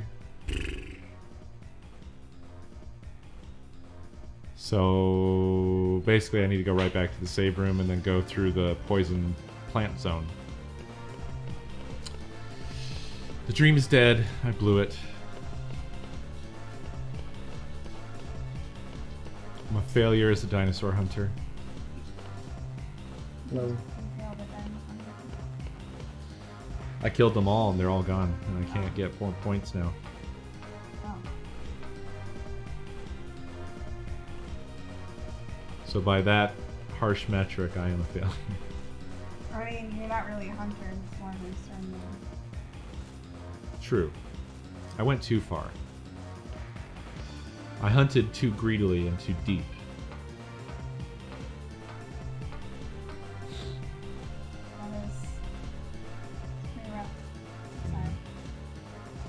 It's okay. I'll try to find a way to live with it.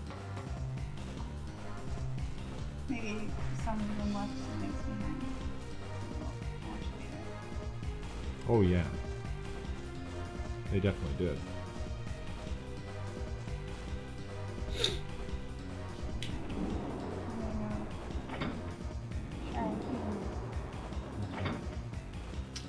with your feeding. Good luck with your Thank you. Have fun with the little Little waggy gremlin boy. Yeah, that's the same name. Little waggy gremlin boy. Little waggy gremlin boy. He looks like a little waggy gremlin boy. The way he was initially sitting. With his ears back like that. It's like, I am gremlin. Yes. It's even worse when his ears are like popped out. You got little gremlin ears. Good. What you do? You got little gremlin ears. Thank you.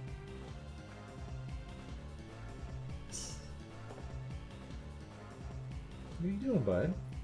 You have an important gremlin meeting? I think he does.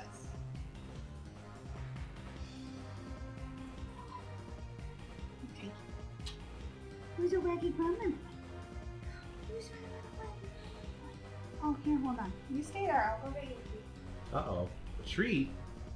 That made the ears go up. Did she say treat, bud? Did she say treat?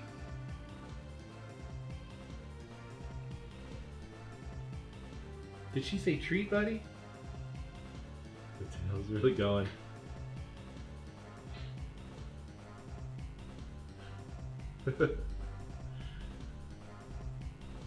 Oh, oh, oh, oh. Can you look at the camera with your big old gremlin ears?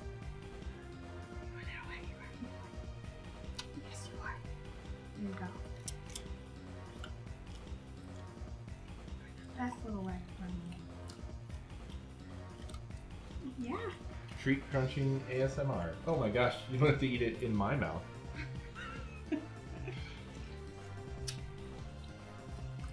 I love how he sniffed and licked my hand before he was done chewing. That's Right. all I got. Where there's one treat, there may be many. There may be more than one. You hunt down those treats, bud. You got them. You got the treat. Okay. Love your seat. That is it. Bless that boy. A special boy he is. It's not fair that they don't live longer than us.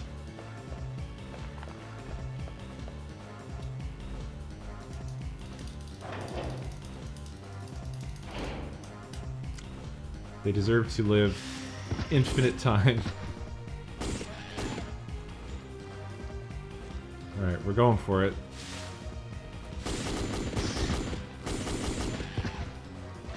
Damn, I didn't even get to have the first one? Oh no, wait, I did. That third one didn't die.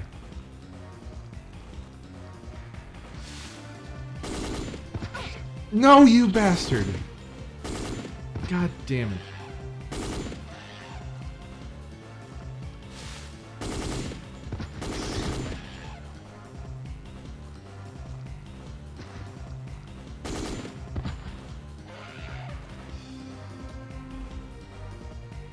Oh, that counts as a tiny little... need a bigger area than that if I'm gonna do this.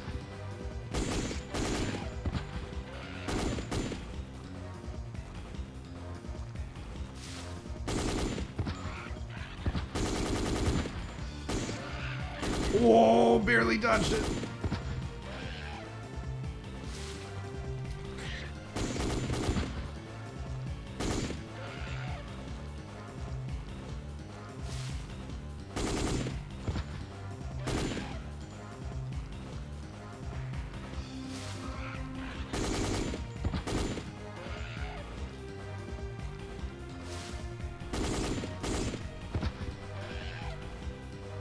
Well, this one or two every now and then is not going to cut it, my friends. I'm at 9, though.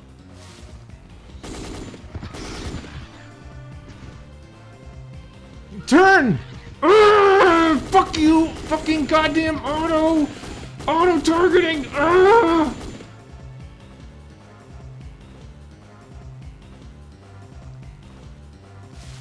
I'm so annoyed. You literally cannot turn it when you have your weapon up, you can't turn your character. It's...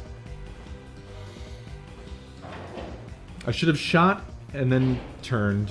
That would have freed me from that hell, but I didn't, and here we are.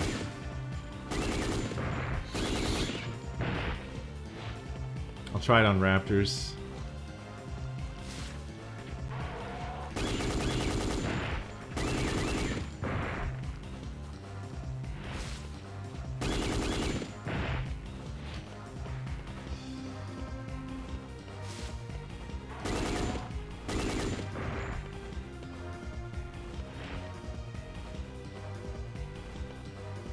Oh, this area ended. I lowered it and I tried that, and it didn't work.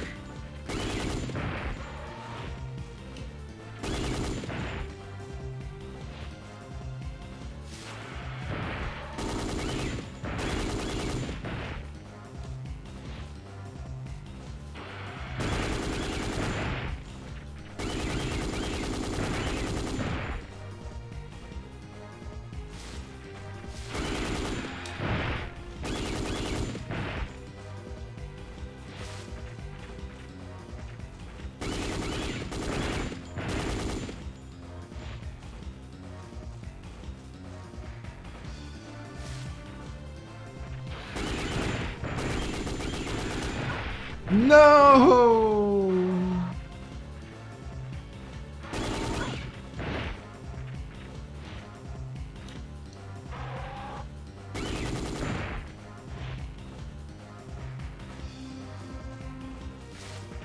I am unfathomably unhappy right now. God,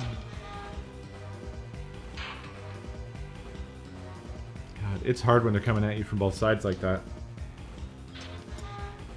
Yeah, I should try to use the missile launcher.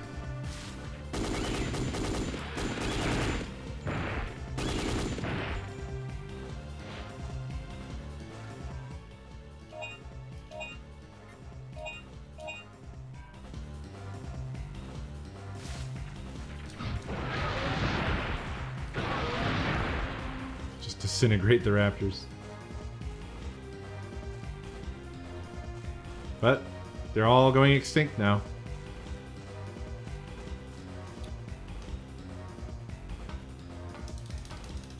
So many armor ups? Could I buy more?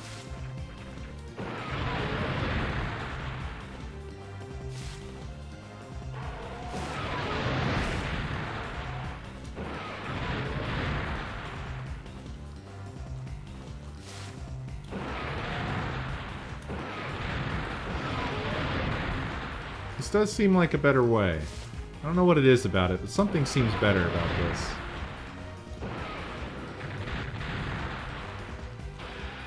Oh!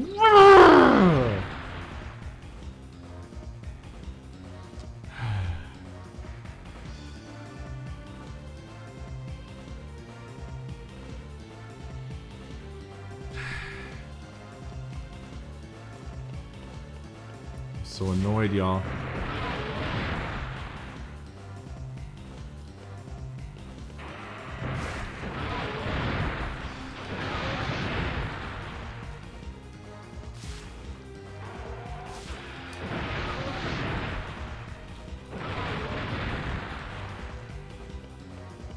There aren't gonna be more, so this sucks.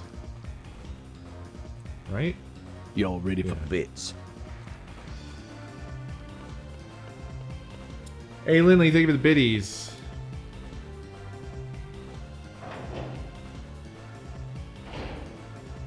That it does, that's true.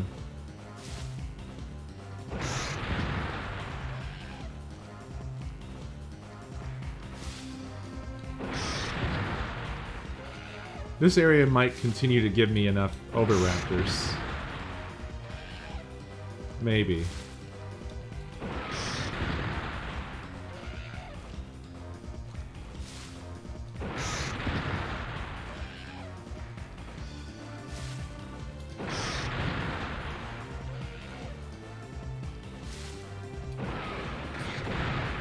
No!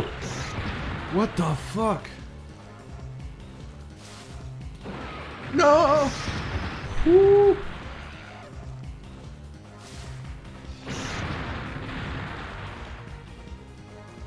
Uh-oh.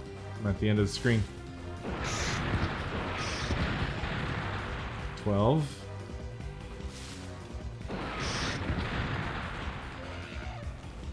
13.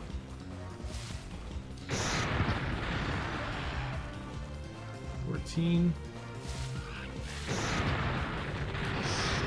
15, 16. No! Whoa! 18.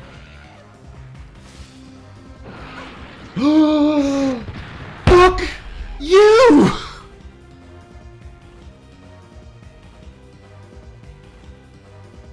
That is such horseshit.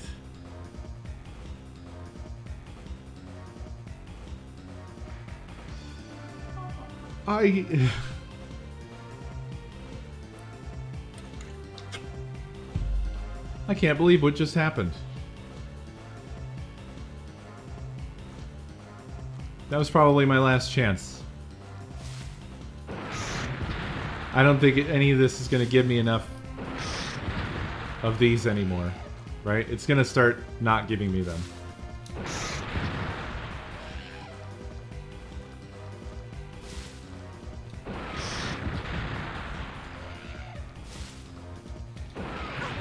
It happened again!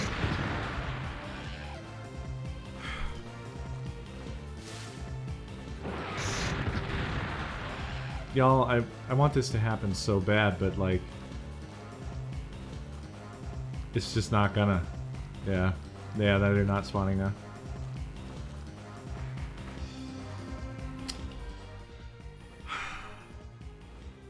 It's so fucking frustrating.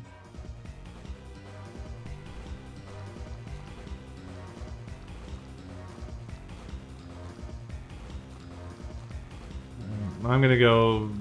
Where can I stock up? Where am I?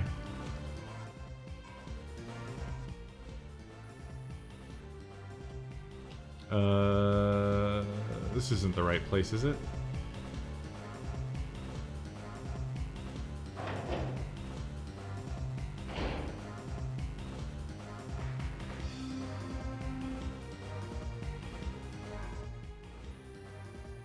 Ah. Not this way.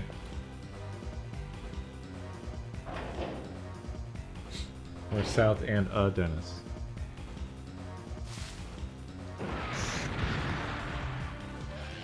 Don't fuck with me, you little assholes. I've had it with you.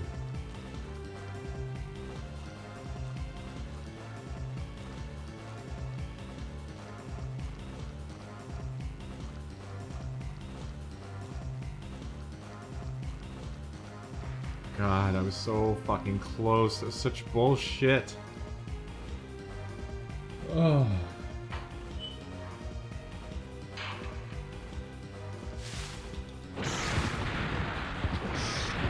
Like, how does it dive under the fucking rocket like that? Like,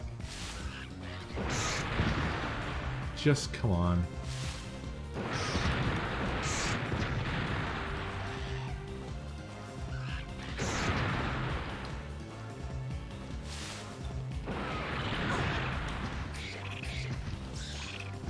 This game is actually pissing me off, I have to say.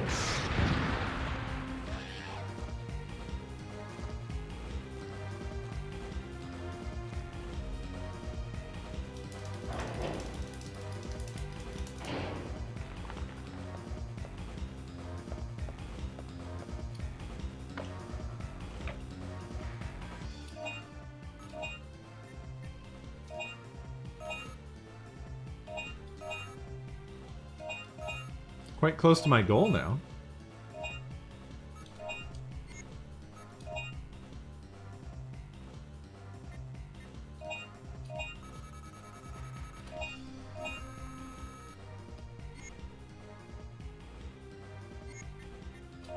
Until now.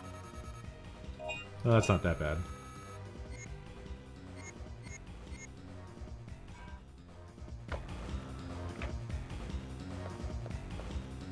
Oh, whoops. Alright, well, first of all, I didn't heal, and I didn't save.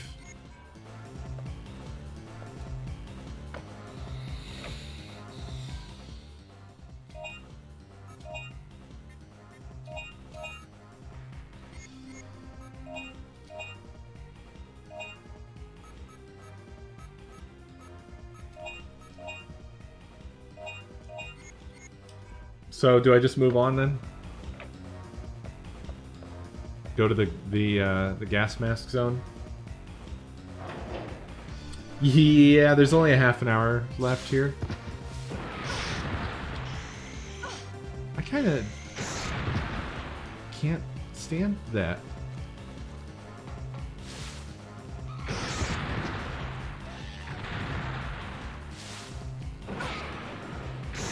Why are you like this?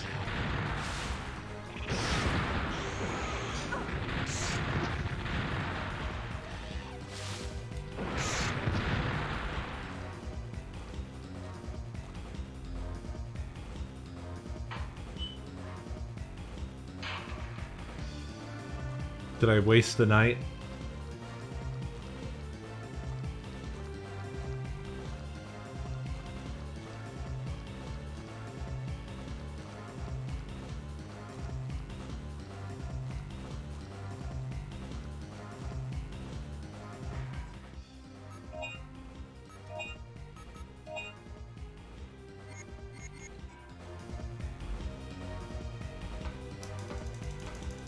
Will it? That figures.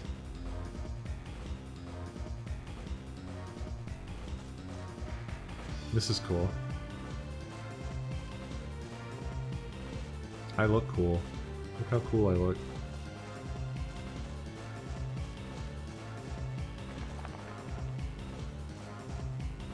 This area reminds me of like Nausicaa.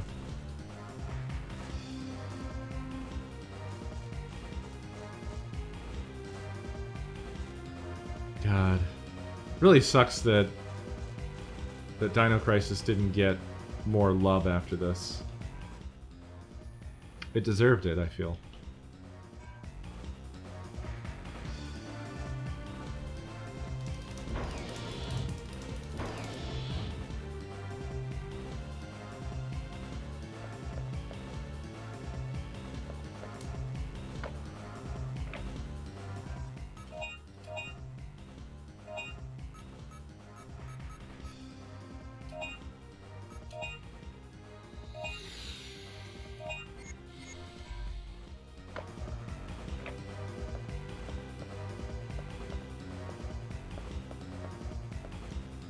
Diaries and other things of the research staff are scattered everywhere. Okay. It's a shutter for bringing in the large waste.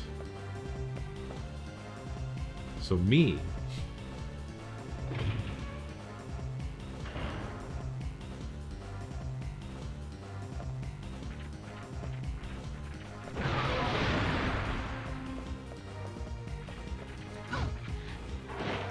I swear to fuck.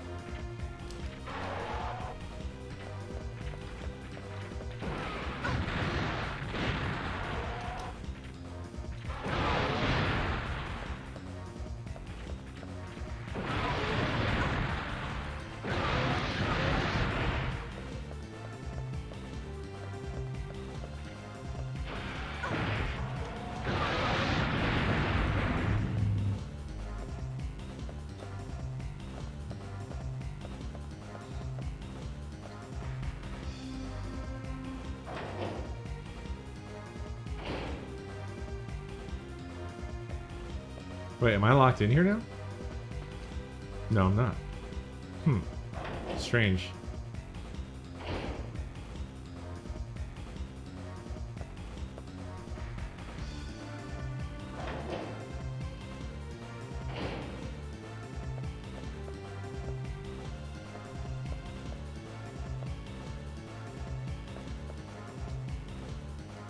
This one has power.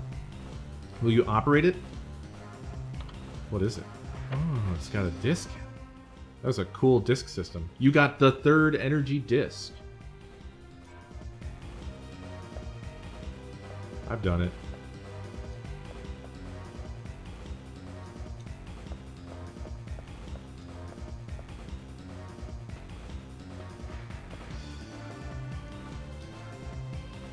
Not a readable sign.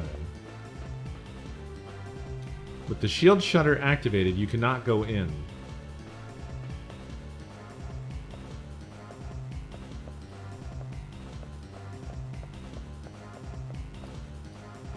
There is something behind the monitor. You have found a new Dino file! Ooh, Gigantosaurus.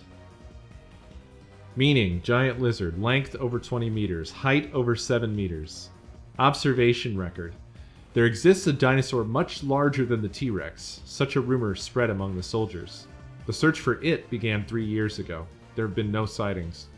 However, last summer, deep in the jungle, a dead T-Rex was found with huge teeth marks on its throat. The rumor was not going to end just as a rumor. Not for a while. Combat notes. There is nothing known about their attacking behaviors. This can mean two things. One is that no such dinosaur exists. Two is that every soldier who did encounter it have disappeared without a trace. Soldiers who strayed away from the troop, approximately 70% of their bodies have not been found. Judging from this, we cannot ignore the fact that there just may be a gigantic dinosaur who have swallowed our men whole. Anyone who has seen the giant never lives to tell about it. Tight.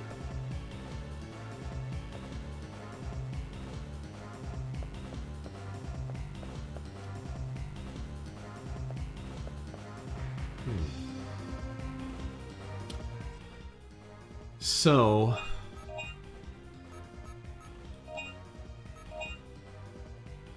the disc, which has all the third energy research data, this mission's target.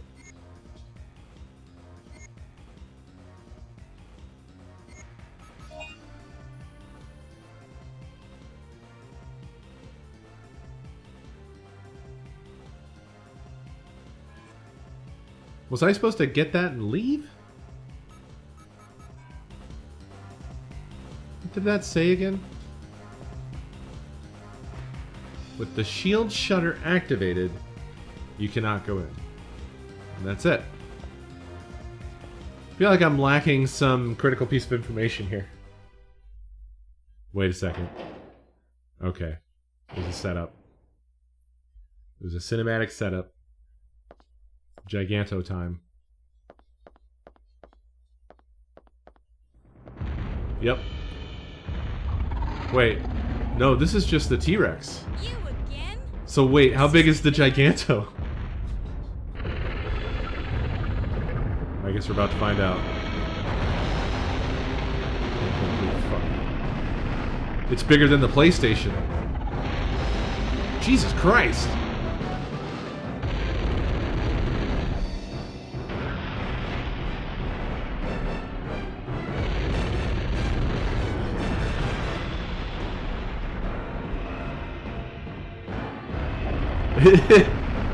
It almost looks ridiculous.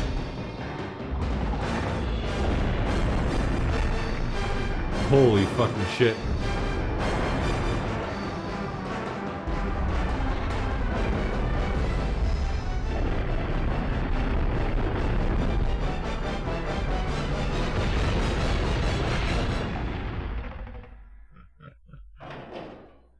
Calmly opening a door. No rush. Well, that was fucking insane.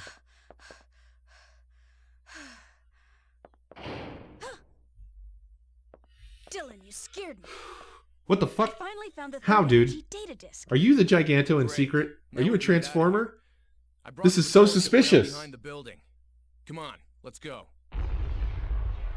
What? It's our Cyclops friend again. How does he just walk in? It can't be. That T-Rex is already... Attack on missile launcher confirmed. Activating emergency interception mode. Missile will launch in 10 minutes. Evacuate immediately. The computer's malfunctioned. This is not good. Where's the control panel? Didn't sound like a malfunction. It detected a threat. It's inside the warhead. It's doing what it does when it Shut detects off a the threat. controller. You go ahead and evacuate. Okay. You be careful.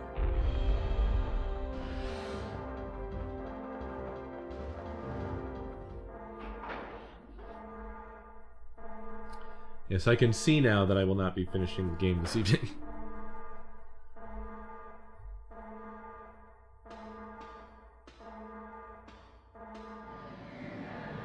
Holy shit, it's Final Fantasy VII.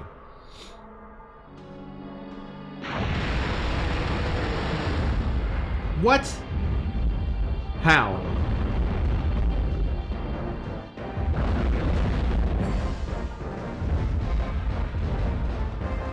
You know, it's a pretty good looking design, actually. Warning. Access routes to missile launcher are closed.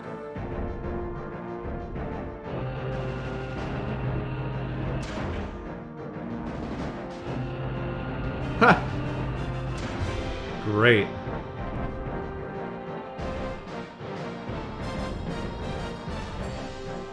You have 10 minutes to disarm the emergency interception mode of the missile warhead. The key to beating the giant dinosaur is to use the flammable gas energy injection terminal on the walkway. It is a device to fuel the missile with gas energy. Currently, the plug to the missile is removed. Will you press the switch? Absolutely yes. Oh no! I feel fine.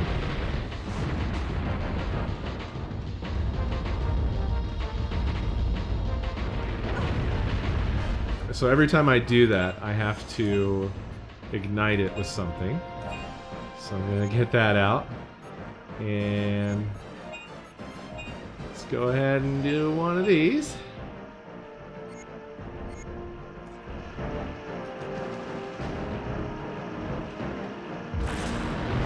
Hey, I can use my my sub-weapon actually.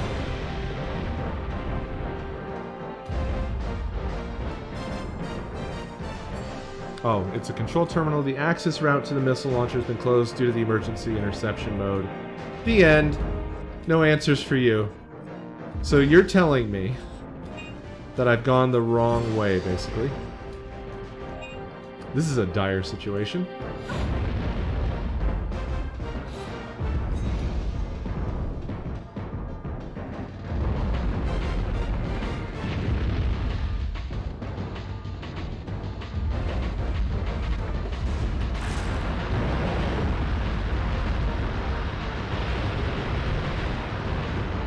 Do I have to kill it? Is that... Or do I have to get... I can't imagine I... Uh-oh. Get up. I can't imagine I have to get down on the floor with it. That seems like definite death, right?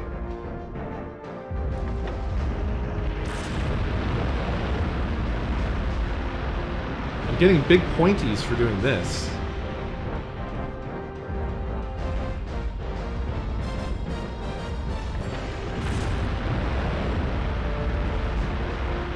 This is seeming good, though. I have no idea if you can actually kill it, so I could just be super wasting my time. Ha! Knocked me down with a roar, are you serious? Come on! Oh, balls! Oh, that actually got it off of me, though.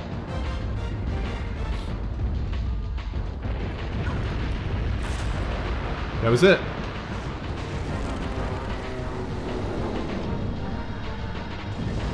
Oh god, yeah. The one-hit kills with the T-Rex in the first game? Woof. It's definitely not dead. Attention. Access routes to missile launcher are open. This is gonna be like multiple phases, I can feel it.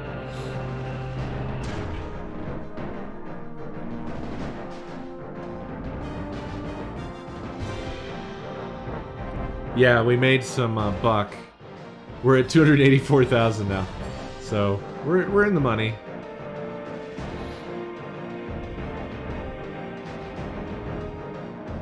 Okay, it's gonna get up, and those are all gonna go down again, and we have to burn it again. Or maybe not, because there's no more burning things here. The power of the bridge is shut down at the moment.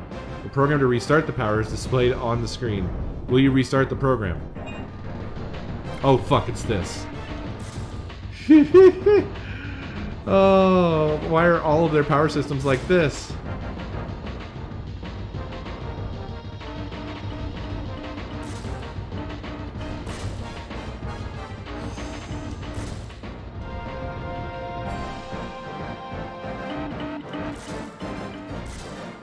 That should have got both, in my opinion. Oh, this is bad. Oh god.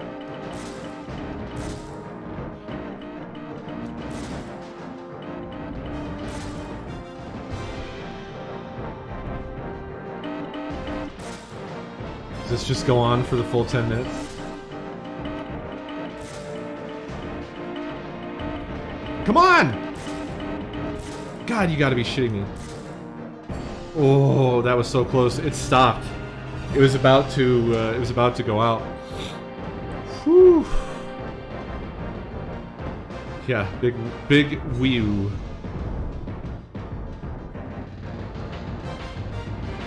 Just a foot there.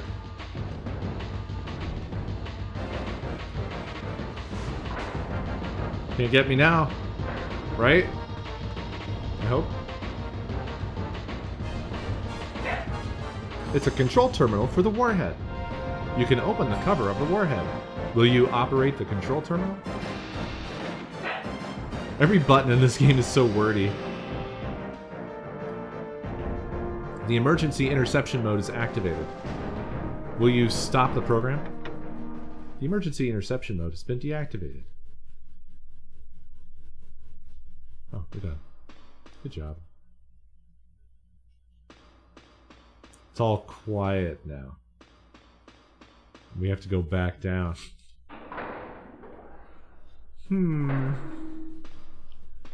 I don't know how they make giant dinosaurs be sneaky, but they do make them be sneaky. Those dino foots are still... Oh. Oh shit, it's the opening movie.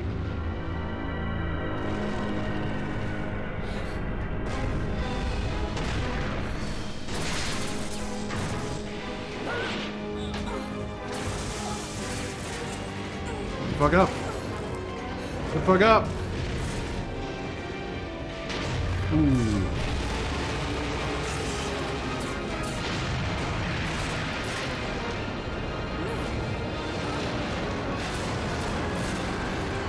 Bulletproof glass. She just bounces off of it and then gets crushed.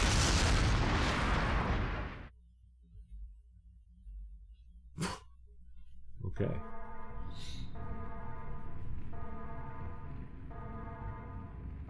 Attention, missile destroyed. Warning, warhead armed. Evacuate immediately. So all that, and it's still gonna go off and... Oh boy.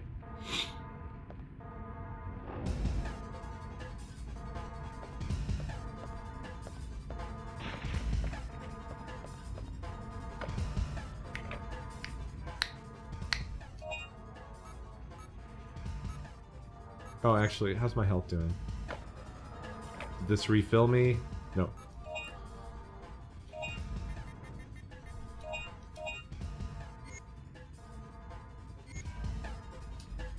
Yeah, these are some baller beats.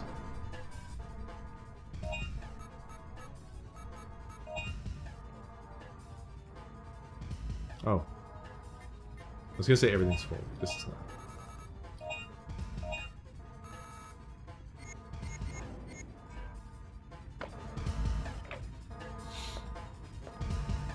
Okay. Can't go through that door. Oh fuck. I didn't save. Let's maybe save.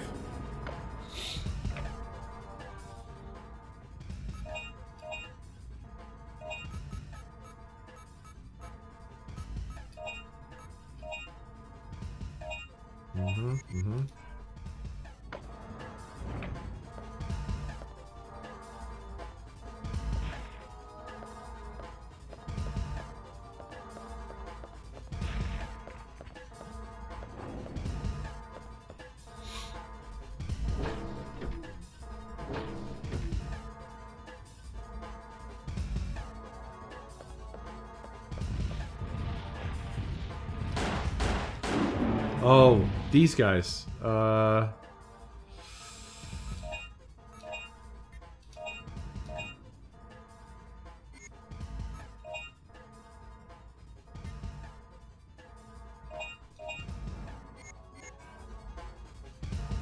For a second, I was like, what the fuck are these?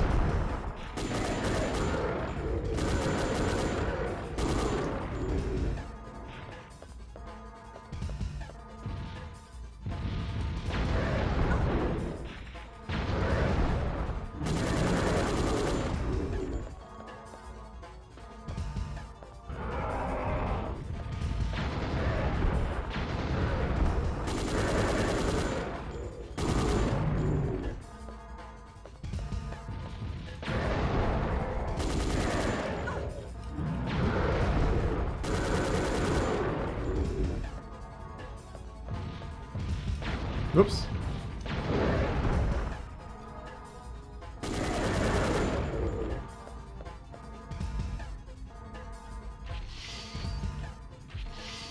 Yeah. Yeah. Just suddenly, here they are, because their favorite thing is nuclear warheads.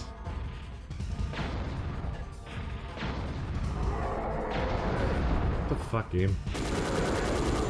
Some of this shit barely works. Oh! Oh! Oh god! What? What?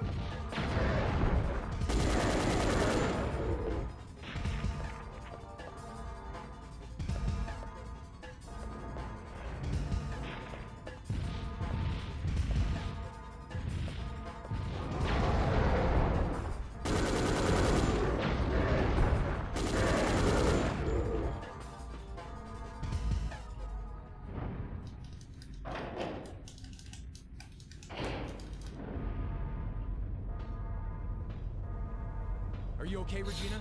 Get on, quick. Oh, give me a break, man. We're dead.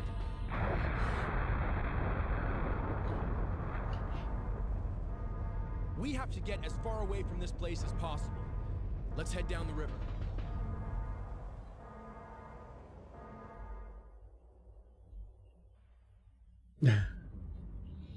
I thought we were going to get to play as the Indomitable Fork, but it didn't happen. Great. The water gate's closed. We can't go any further. The manual kind of seemed like maybe you'd get to play Wait, as there's a him, valve. Maybe we can open the gate manually. Whoa. Let the men handle this. Let's go, bro. Fine. You boys, play nice now.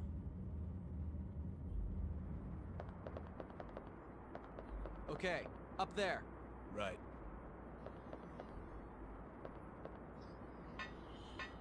I'm going to assume that that was like a sarcastic irony joke.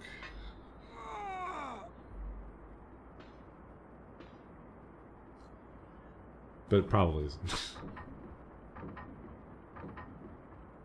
Mr. Fork, you're about to get whatevered. While David is opening the water gate, cover for him using the gun on top of the guard tower. Yeah, she should just leave. As soon as they get it open, just fucking takes off into the sunset. And they're just like, what the fuck?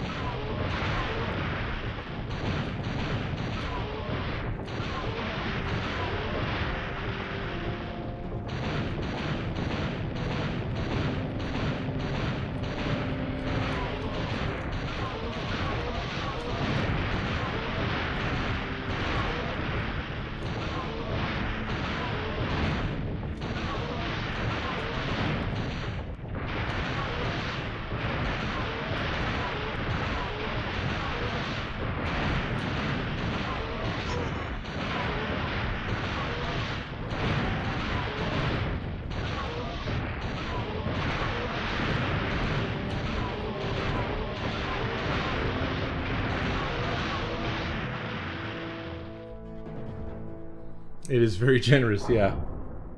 I rule! Nah, bud. Bingo! Dylan, let's go God, this is definitely from some fucking executive. Watch out! We need a fun-loving catchphrase saying dude bro character in this. Oh, you're dead. I'll save you, bro! What?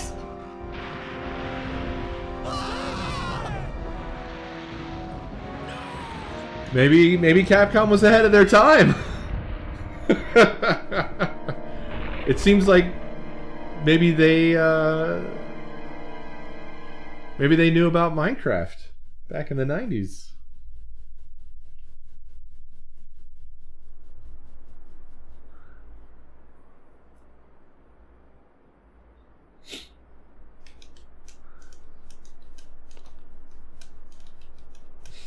Stick a fork in him. He's done.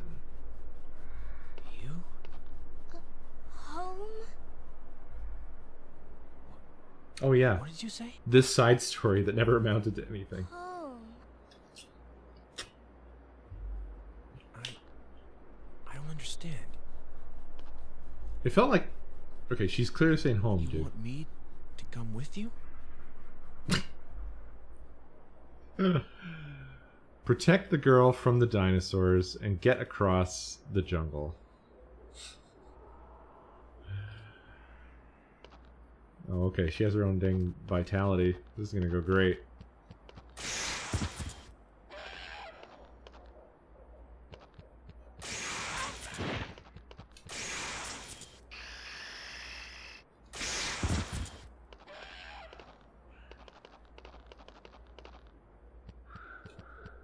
What the fuck?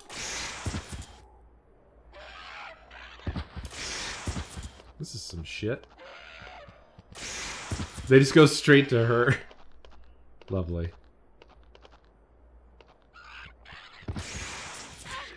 What in the fuck?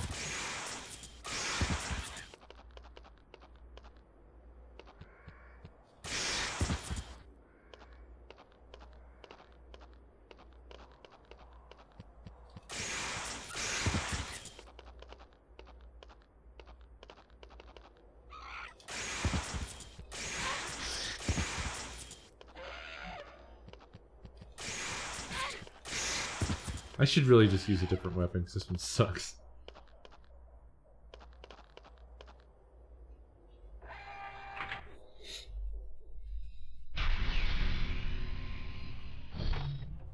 Only 1 HP bar allowed. Huh.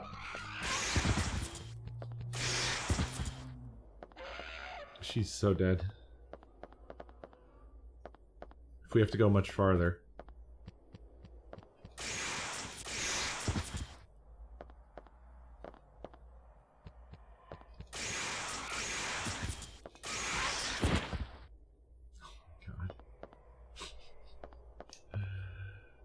Oh god. Good.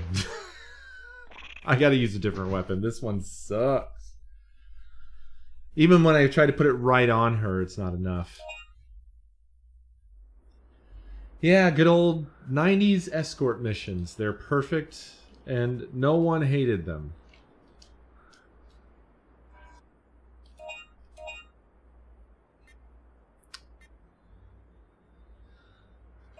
Let's do the old shotgun.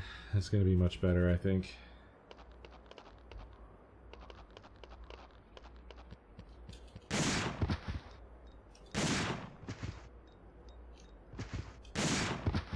Maybe not. Let's do the old tank destroyer. It'll be much better, I think. I wish I had more ammo for it. Can't go wrong with the tank buster. One shot, one kill. Okay, it's going wrong.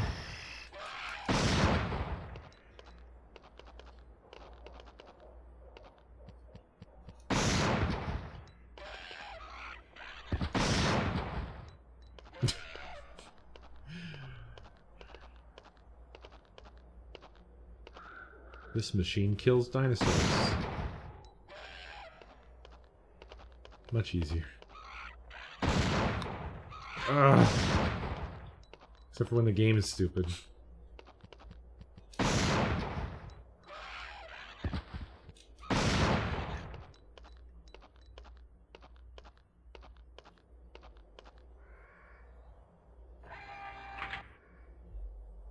Spin was flamethrower, yeah.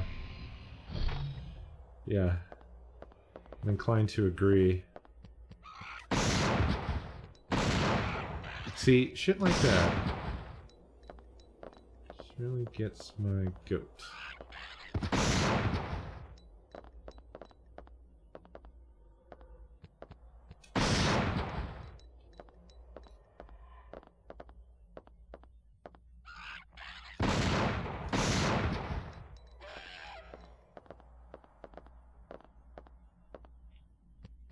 Oh god.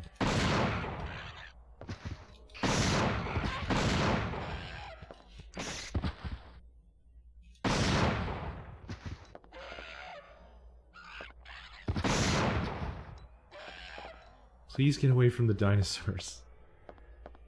You had a weapon all this time. You know how to fight things. What the fuck? What the fuck? Hello?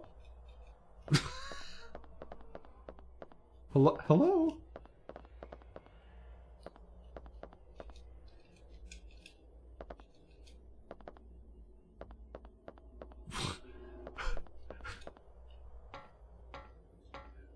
Why?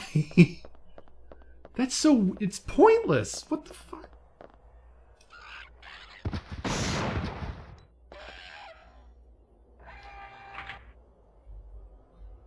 Yeah. Why wasn't it just right there? I thought a dinosaur didn't even come to get her. Like, I thought maybe there would be like a time thing. Like, you have to hurry and get over there because she's being attacked and you have to go climb this ladder. But nope.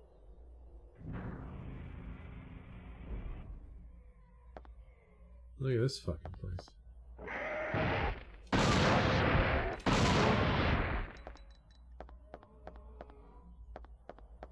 So I don't have to protect her in here where there are even worse dinosaurs.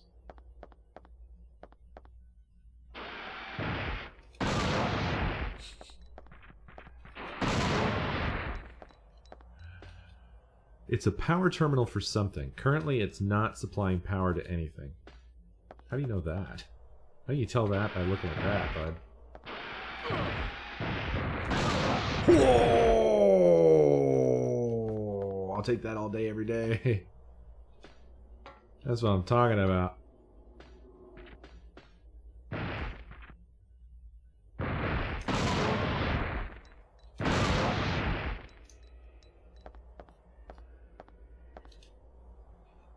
It's a power terminal for something. Currently, it's not supplying power to anything. So, red means no power, and green means no power. That's useful.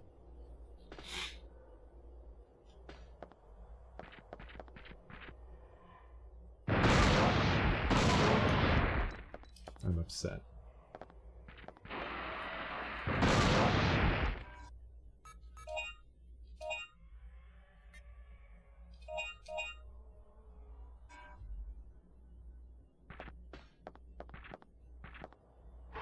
Come on down, I'll show you my orb.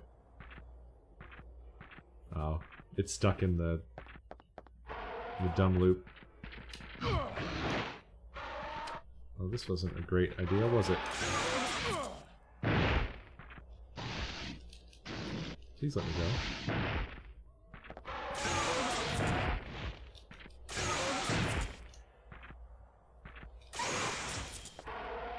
And that one's just never coming down, so...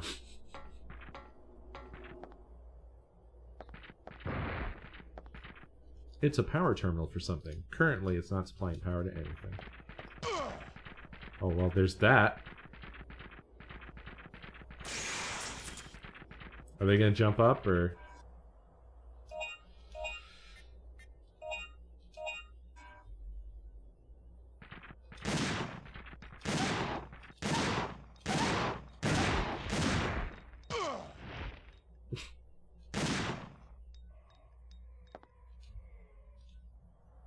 It's a control terminal for the laser shutter. Currently, 4 backup locks are active. Are you fucking serious, dude, right now?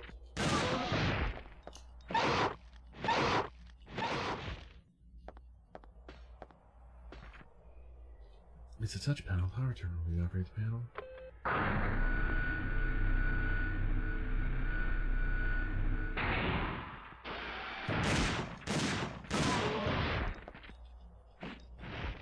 Step.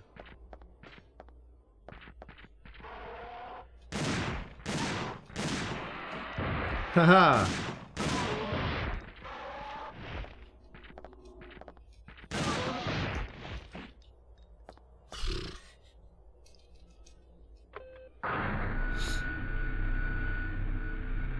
I'm worried that these are all different colors and they need to be done in a particular order.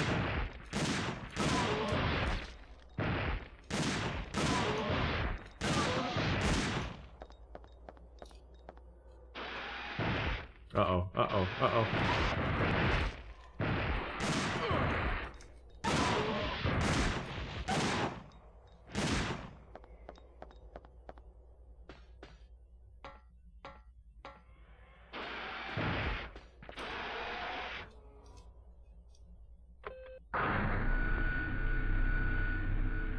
Uno más.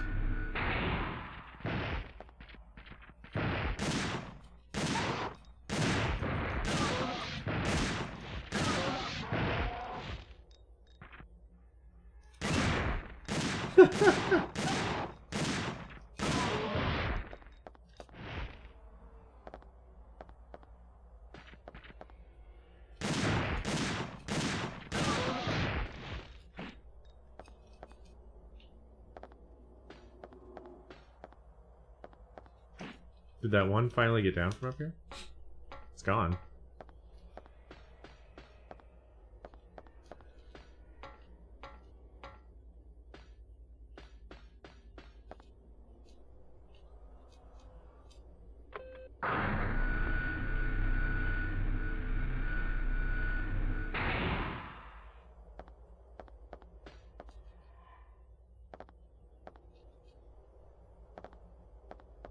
There's a lot of bullshit to get through a laser grid.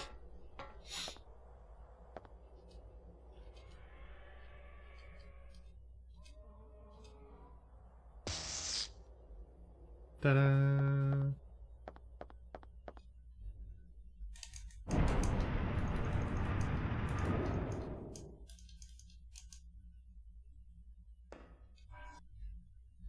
Superintendent's will. I knew it would all come to this. There's no way humans and dinosaur could ever exist, or could ever coexist. But if we sacrifice our lives now, we would leave a chance for the existence of the human race. The irony is that this whole facility which we are trapped in was built to sustain a suitable environment for the dinosaurs. I am the superintendent of the facility, and I'm the only one left. I don't belong here. There is no future for this world. The children hurt by the dinosaurs have been put inside life support chambers. I trust that the people of the past will take care of them. The life support chambers are almighty. It should be able to heal any wound, no matter how critical they may be. Also, the life support chambers will feed knowledge and teach them about this world. However, the chambers were originally designed for the growth of dinosaurs. Thus, the knowledge fed will be limited to the knowledge of coexisting with the dinosaurs. The tragedy is that the children will eventually lose their speaking ability, but instead they will have been inputted the instincts to protect the dinosaurs. Today I have recorded my message for the man who will definitely come here. With this I have nothing to regret.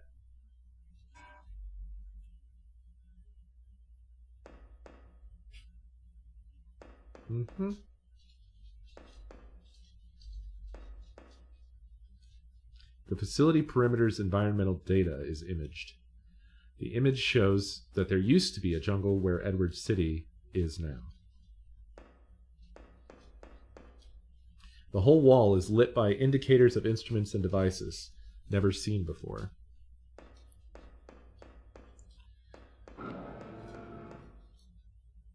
We're getting the fancy camera angles now.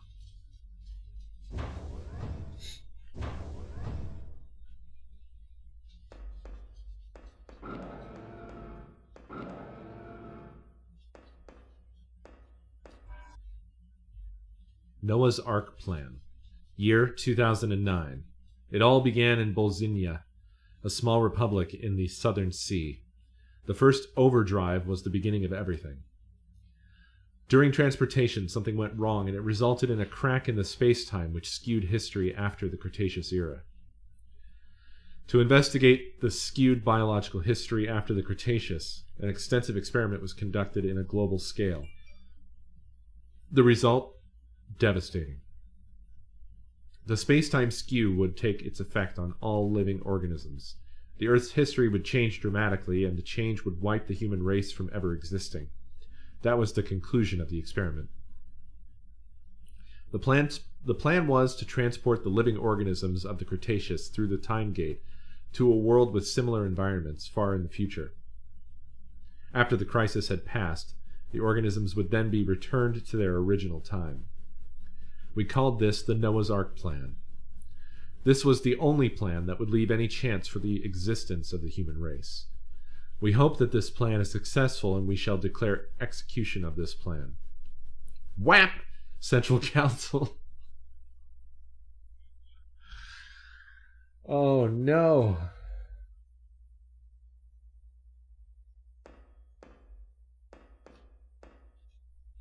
Many computers are installed for the data analysis of experiments.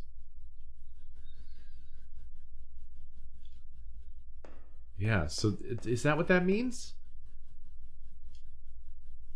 That we're in the future, actually? But when did this... What year did Dino Crisis take place? Because if we're in the future, we're not very far in the future, and we're in a weird... It's like weird that we'd be in a really nearby future that makes it look like we're in the distant past. We came from 2010? Huh. So weird.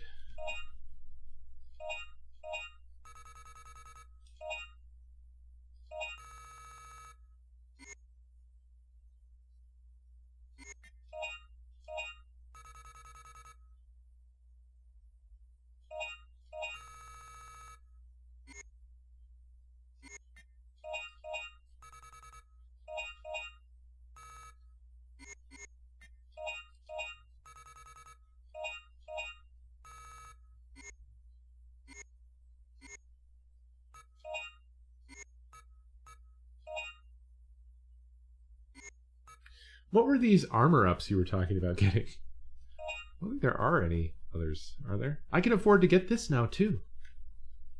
And I'll still have over the amount of money I'm supposed to, which is good.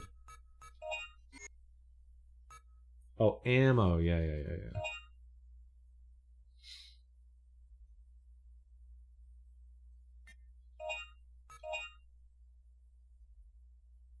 I could afford to get a little upgrade here. That's as close as I want to cut it.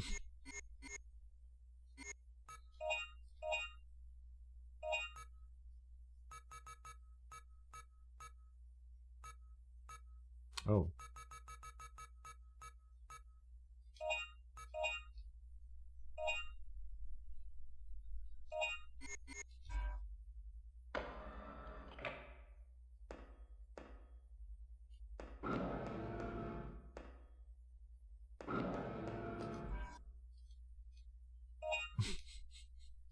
I should have said no. Why do I keep taking these?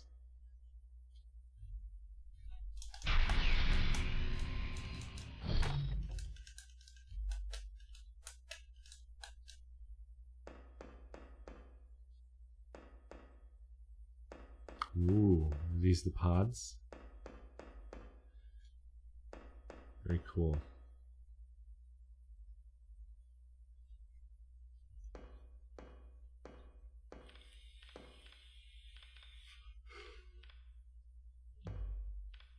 Welcome, Lieutenant Morton. A hologram? What? Well, how does he know my name? There's He's not you. much time left. He's you. I'll explain it short and simple. On August 10th, 2055, our Noah's Ark plan became successful. Year 2055? What's he talking about? To save the dinosaurs, we transferred the dinosaurs to this time. 3 million years ahead of our time. What? 3 million years? Then you're from...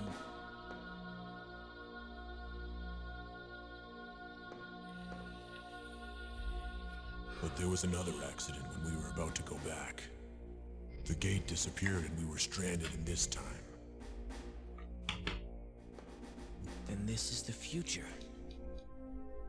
There was no way for us to survive in this world, where dinosaurs now rule. We, the remaining survivors, hurried to recover the gate.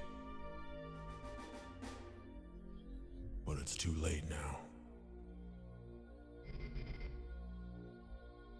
My wife, Julia, was killed by the dinosaurs. And my loving child, she was hurt. Badly. Paula. Paula.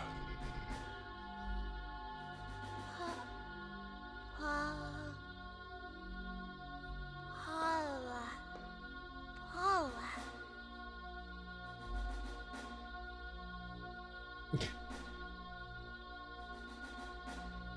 Paula? Is that your name?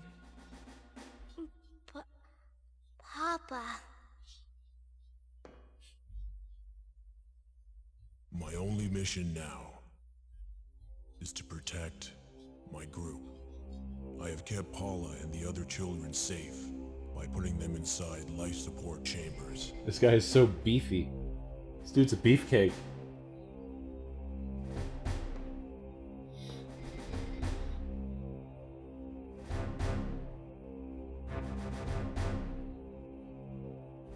Please, take the children back to your time. And now, I should introduce myself. I'm you. I am former Special Forces Trad member, Colonel Dylan Morton. I knew it! I knew it! What? You're myself in the future?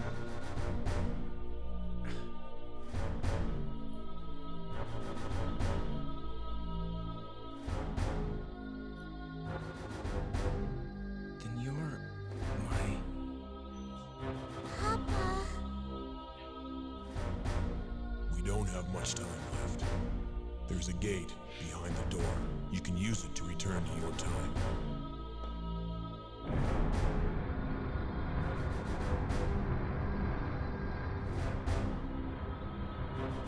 I hope Regina's okay. The gate is not complete yet. You'll be able to use it only once. Please, say hello to Regina for me. I'm counting on you, Lieutenant.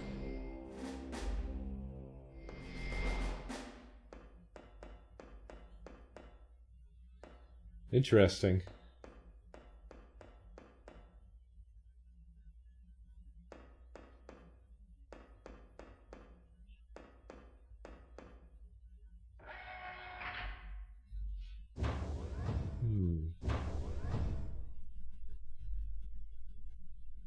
Yeah. The self-destruct system has been manually activated. Detonation in 5 minutes. What?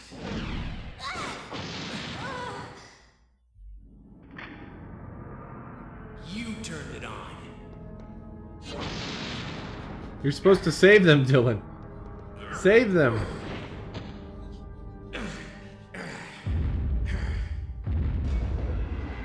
Oh, fuck. Wow, look at that effect. Not now.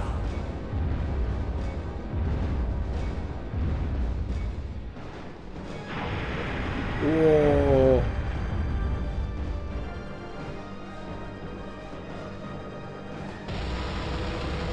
Jesus Christ. Scale-wise, I have to say, that thing is nuts.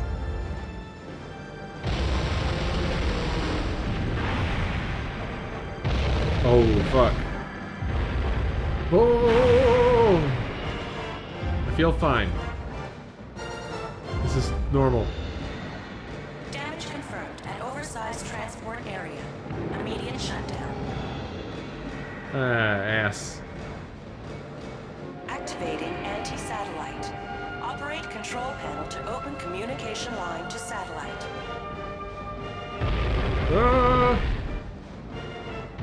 Whoa. God damn.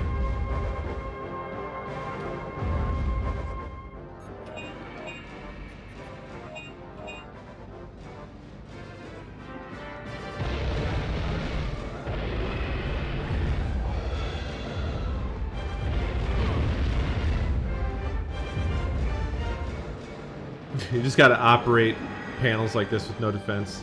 The communication line with the anti-satellite is not connected. The target data cannot be sent to the satellite. Every time I hit it, it hits me. So that's... defending yourself is forbidden.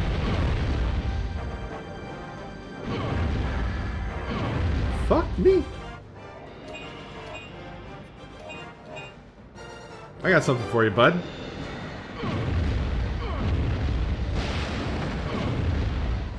Okay, this is going really, really good. I feel great about how it's going.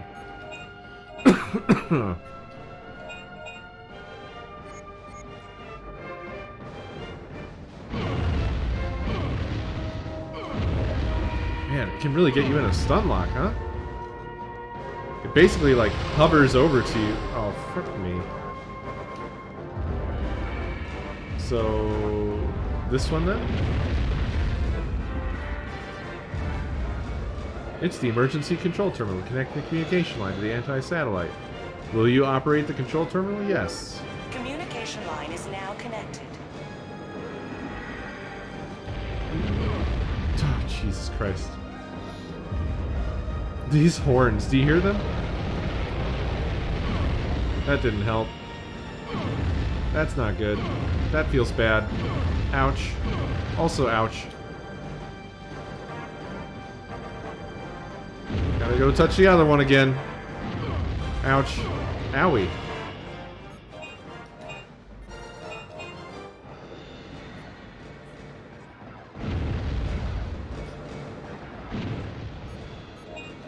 Not sure what to do really other than die.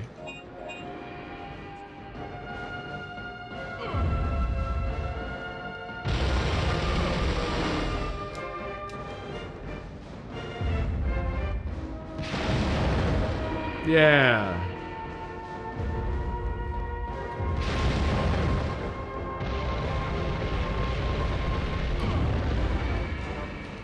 It's the control panel. Set the target.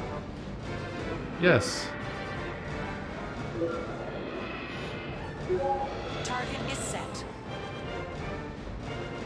God, why would you design it like this? What an asshole way to design a thing that, like, you need to be able to fire off quickly. Would you stop it already? These, like, super back-to-back attacks are insane. I mean, granted, they're not doing a lot of damage, but fuck off.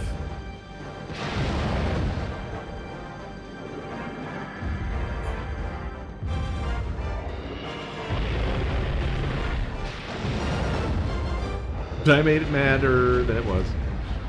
Will you start the anti-satellite? Yes. Commencing attack. Fuck.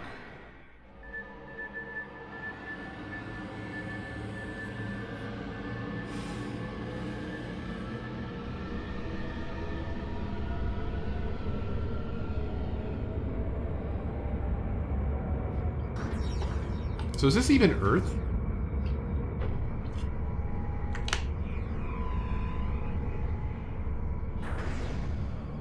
Because it sounded like it wasn't just traveling through time, but also space that they were talking about. Okay, just future Earth.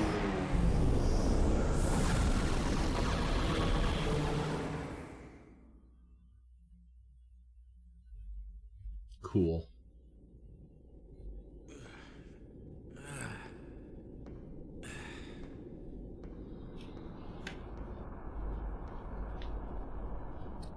Holy shit. A dabble, do ya? Jesus Christ. What? What? Oh, there's big door over here. Big door, big door. I only got 1,200 points for that? I killed Earth. I should get more. It was a huge combo.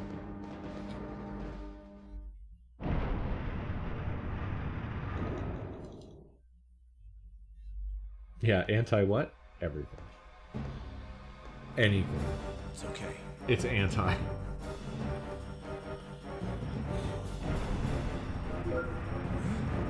Regina.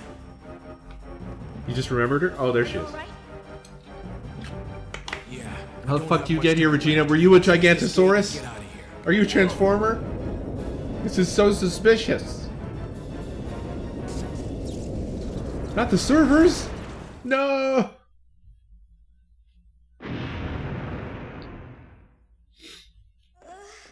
Paula!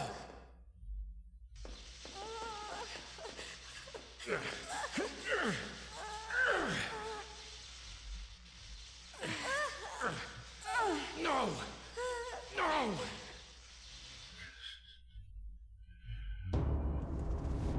Fidelity.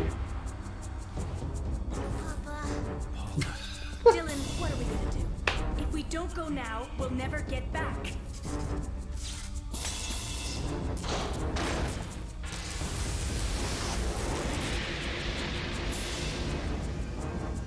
Regina, the gate is open.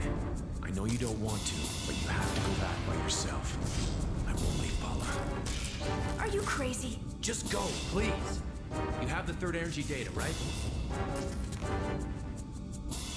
When you get back to our original time, use the data to learn about third energy. Then build a perfect gate and come pick us A up perfect last gate. time. Dylan. I will. I promise. That's not what he himself told himself to do. 10 seconds to detonation. Is it? Don't forget, you still owe me one. Didn't he say he had to get back? You better get back quick. So they're stuck in a time loop.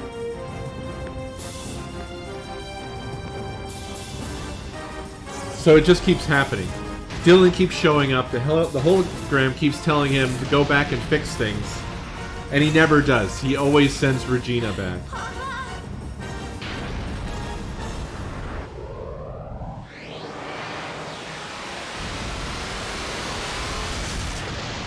Or he's just fucking dead.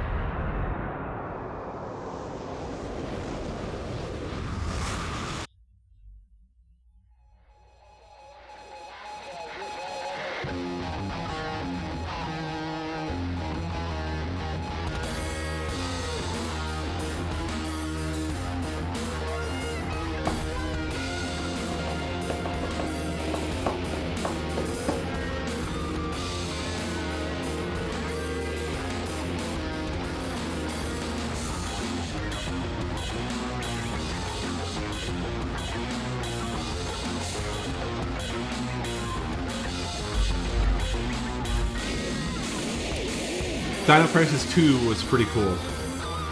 I think I liked it better than the first one.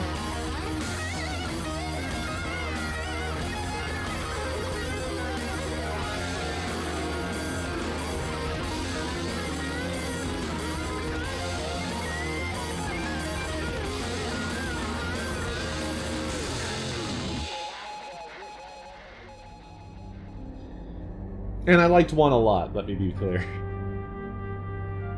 But this was a cool continuation of what they started with the first one. Yeah, it's just really sad that it kind of basically ends here. I gotta dig up the rail shooter. I want to play that. And I'll probably play 3 just for morbid curiosity.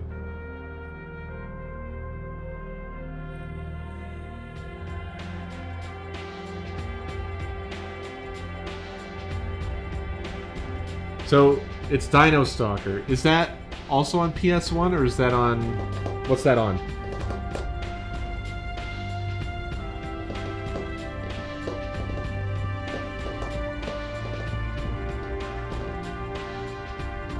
It was PS2? Okay. That should make it easier for me to find then.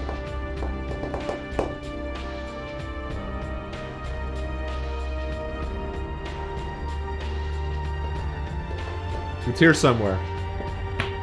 Probably on the shelf back there. This ending is really cool.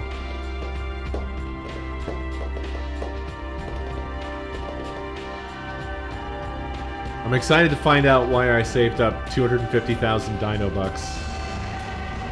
It was either for something cool or for no reason at all, which is also very cool.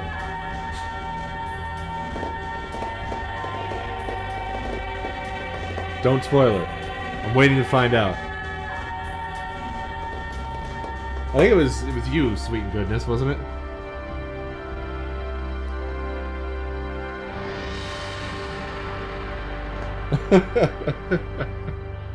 Right.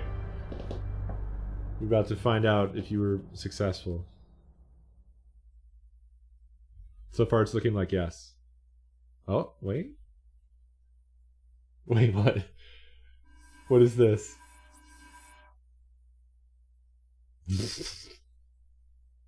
D. I missed a Dino file? That's lame.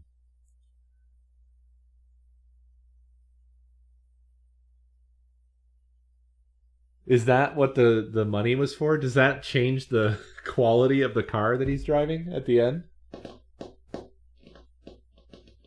That's what I'm choosing to believe.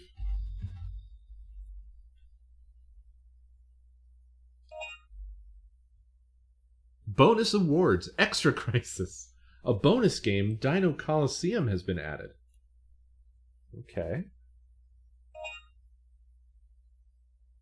Oh. Now the bucks make sense, but... Oh, wait. I have so much more bucks than that, though. This is all the money that I've made throughout the entire game. Yeah, Rick and Gale and a fucking tank? Is this a character I can play as? A tank? Will you add Rick to the Coliseum? Yes. Will you add Gale to the Coliseum? Yes. Will you add Tank to the Coliseum? Yes. Oh, shit. Wait, what? I don't have enough money for all of this. Well, I should buy the T-Rex, right?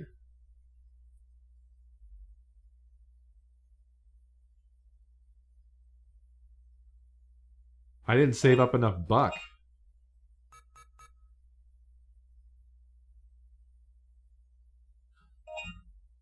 Yeah. Okay, and that's it. I can't buy any more. Exit, I guess?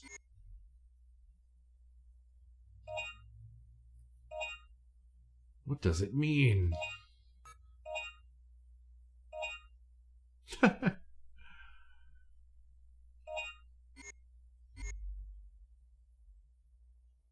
Whoa. Extra Crisis. Minigame Dino Coliseum.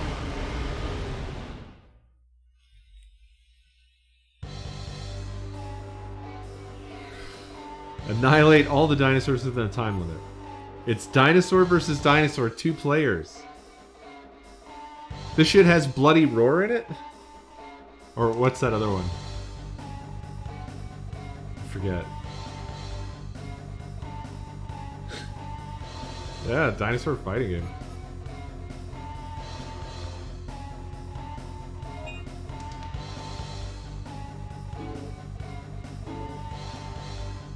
There's Rick. There's Gale. There's Tank. There's Allosaurus, and there's the T-Rex. Holy shit, I'm so surprised at this. What the fuck? Even more Crisis.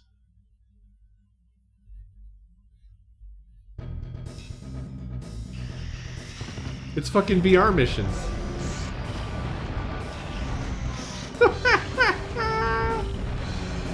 Are you kidding? Why can't I just stomp on them?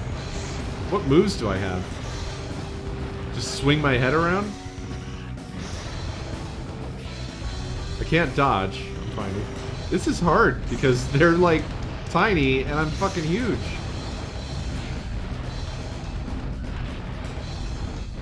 Please. There we go.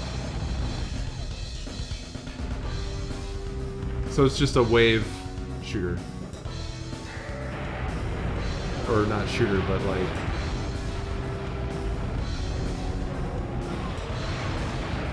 This is so impossible. There's no way to win with the T-Rex. You're too slow and shitty.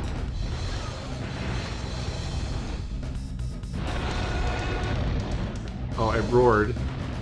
Very cool.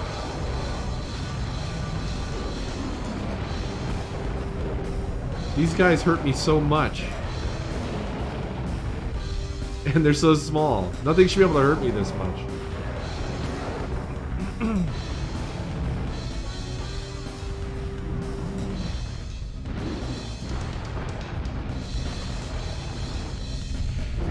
Oh, fuck!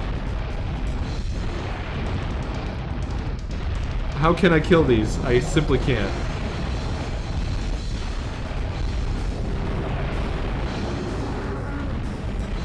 Oh, I got the cool cinematic cam. I did it! Now it's T-Rex versus T-Rex? It is. A blood T-Rex! Oh no, I'm gonna die!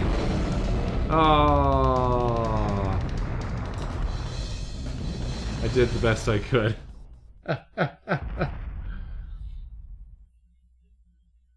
You can heal? I didn't think that was possible.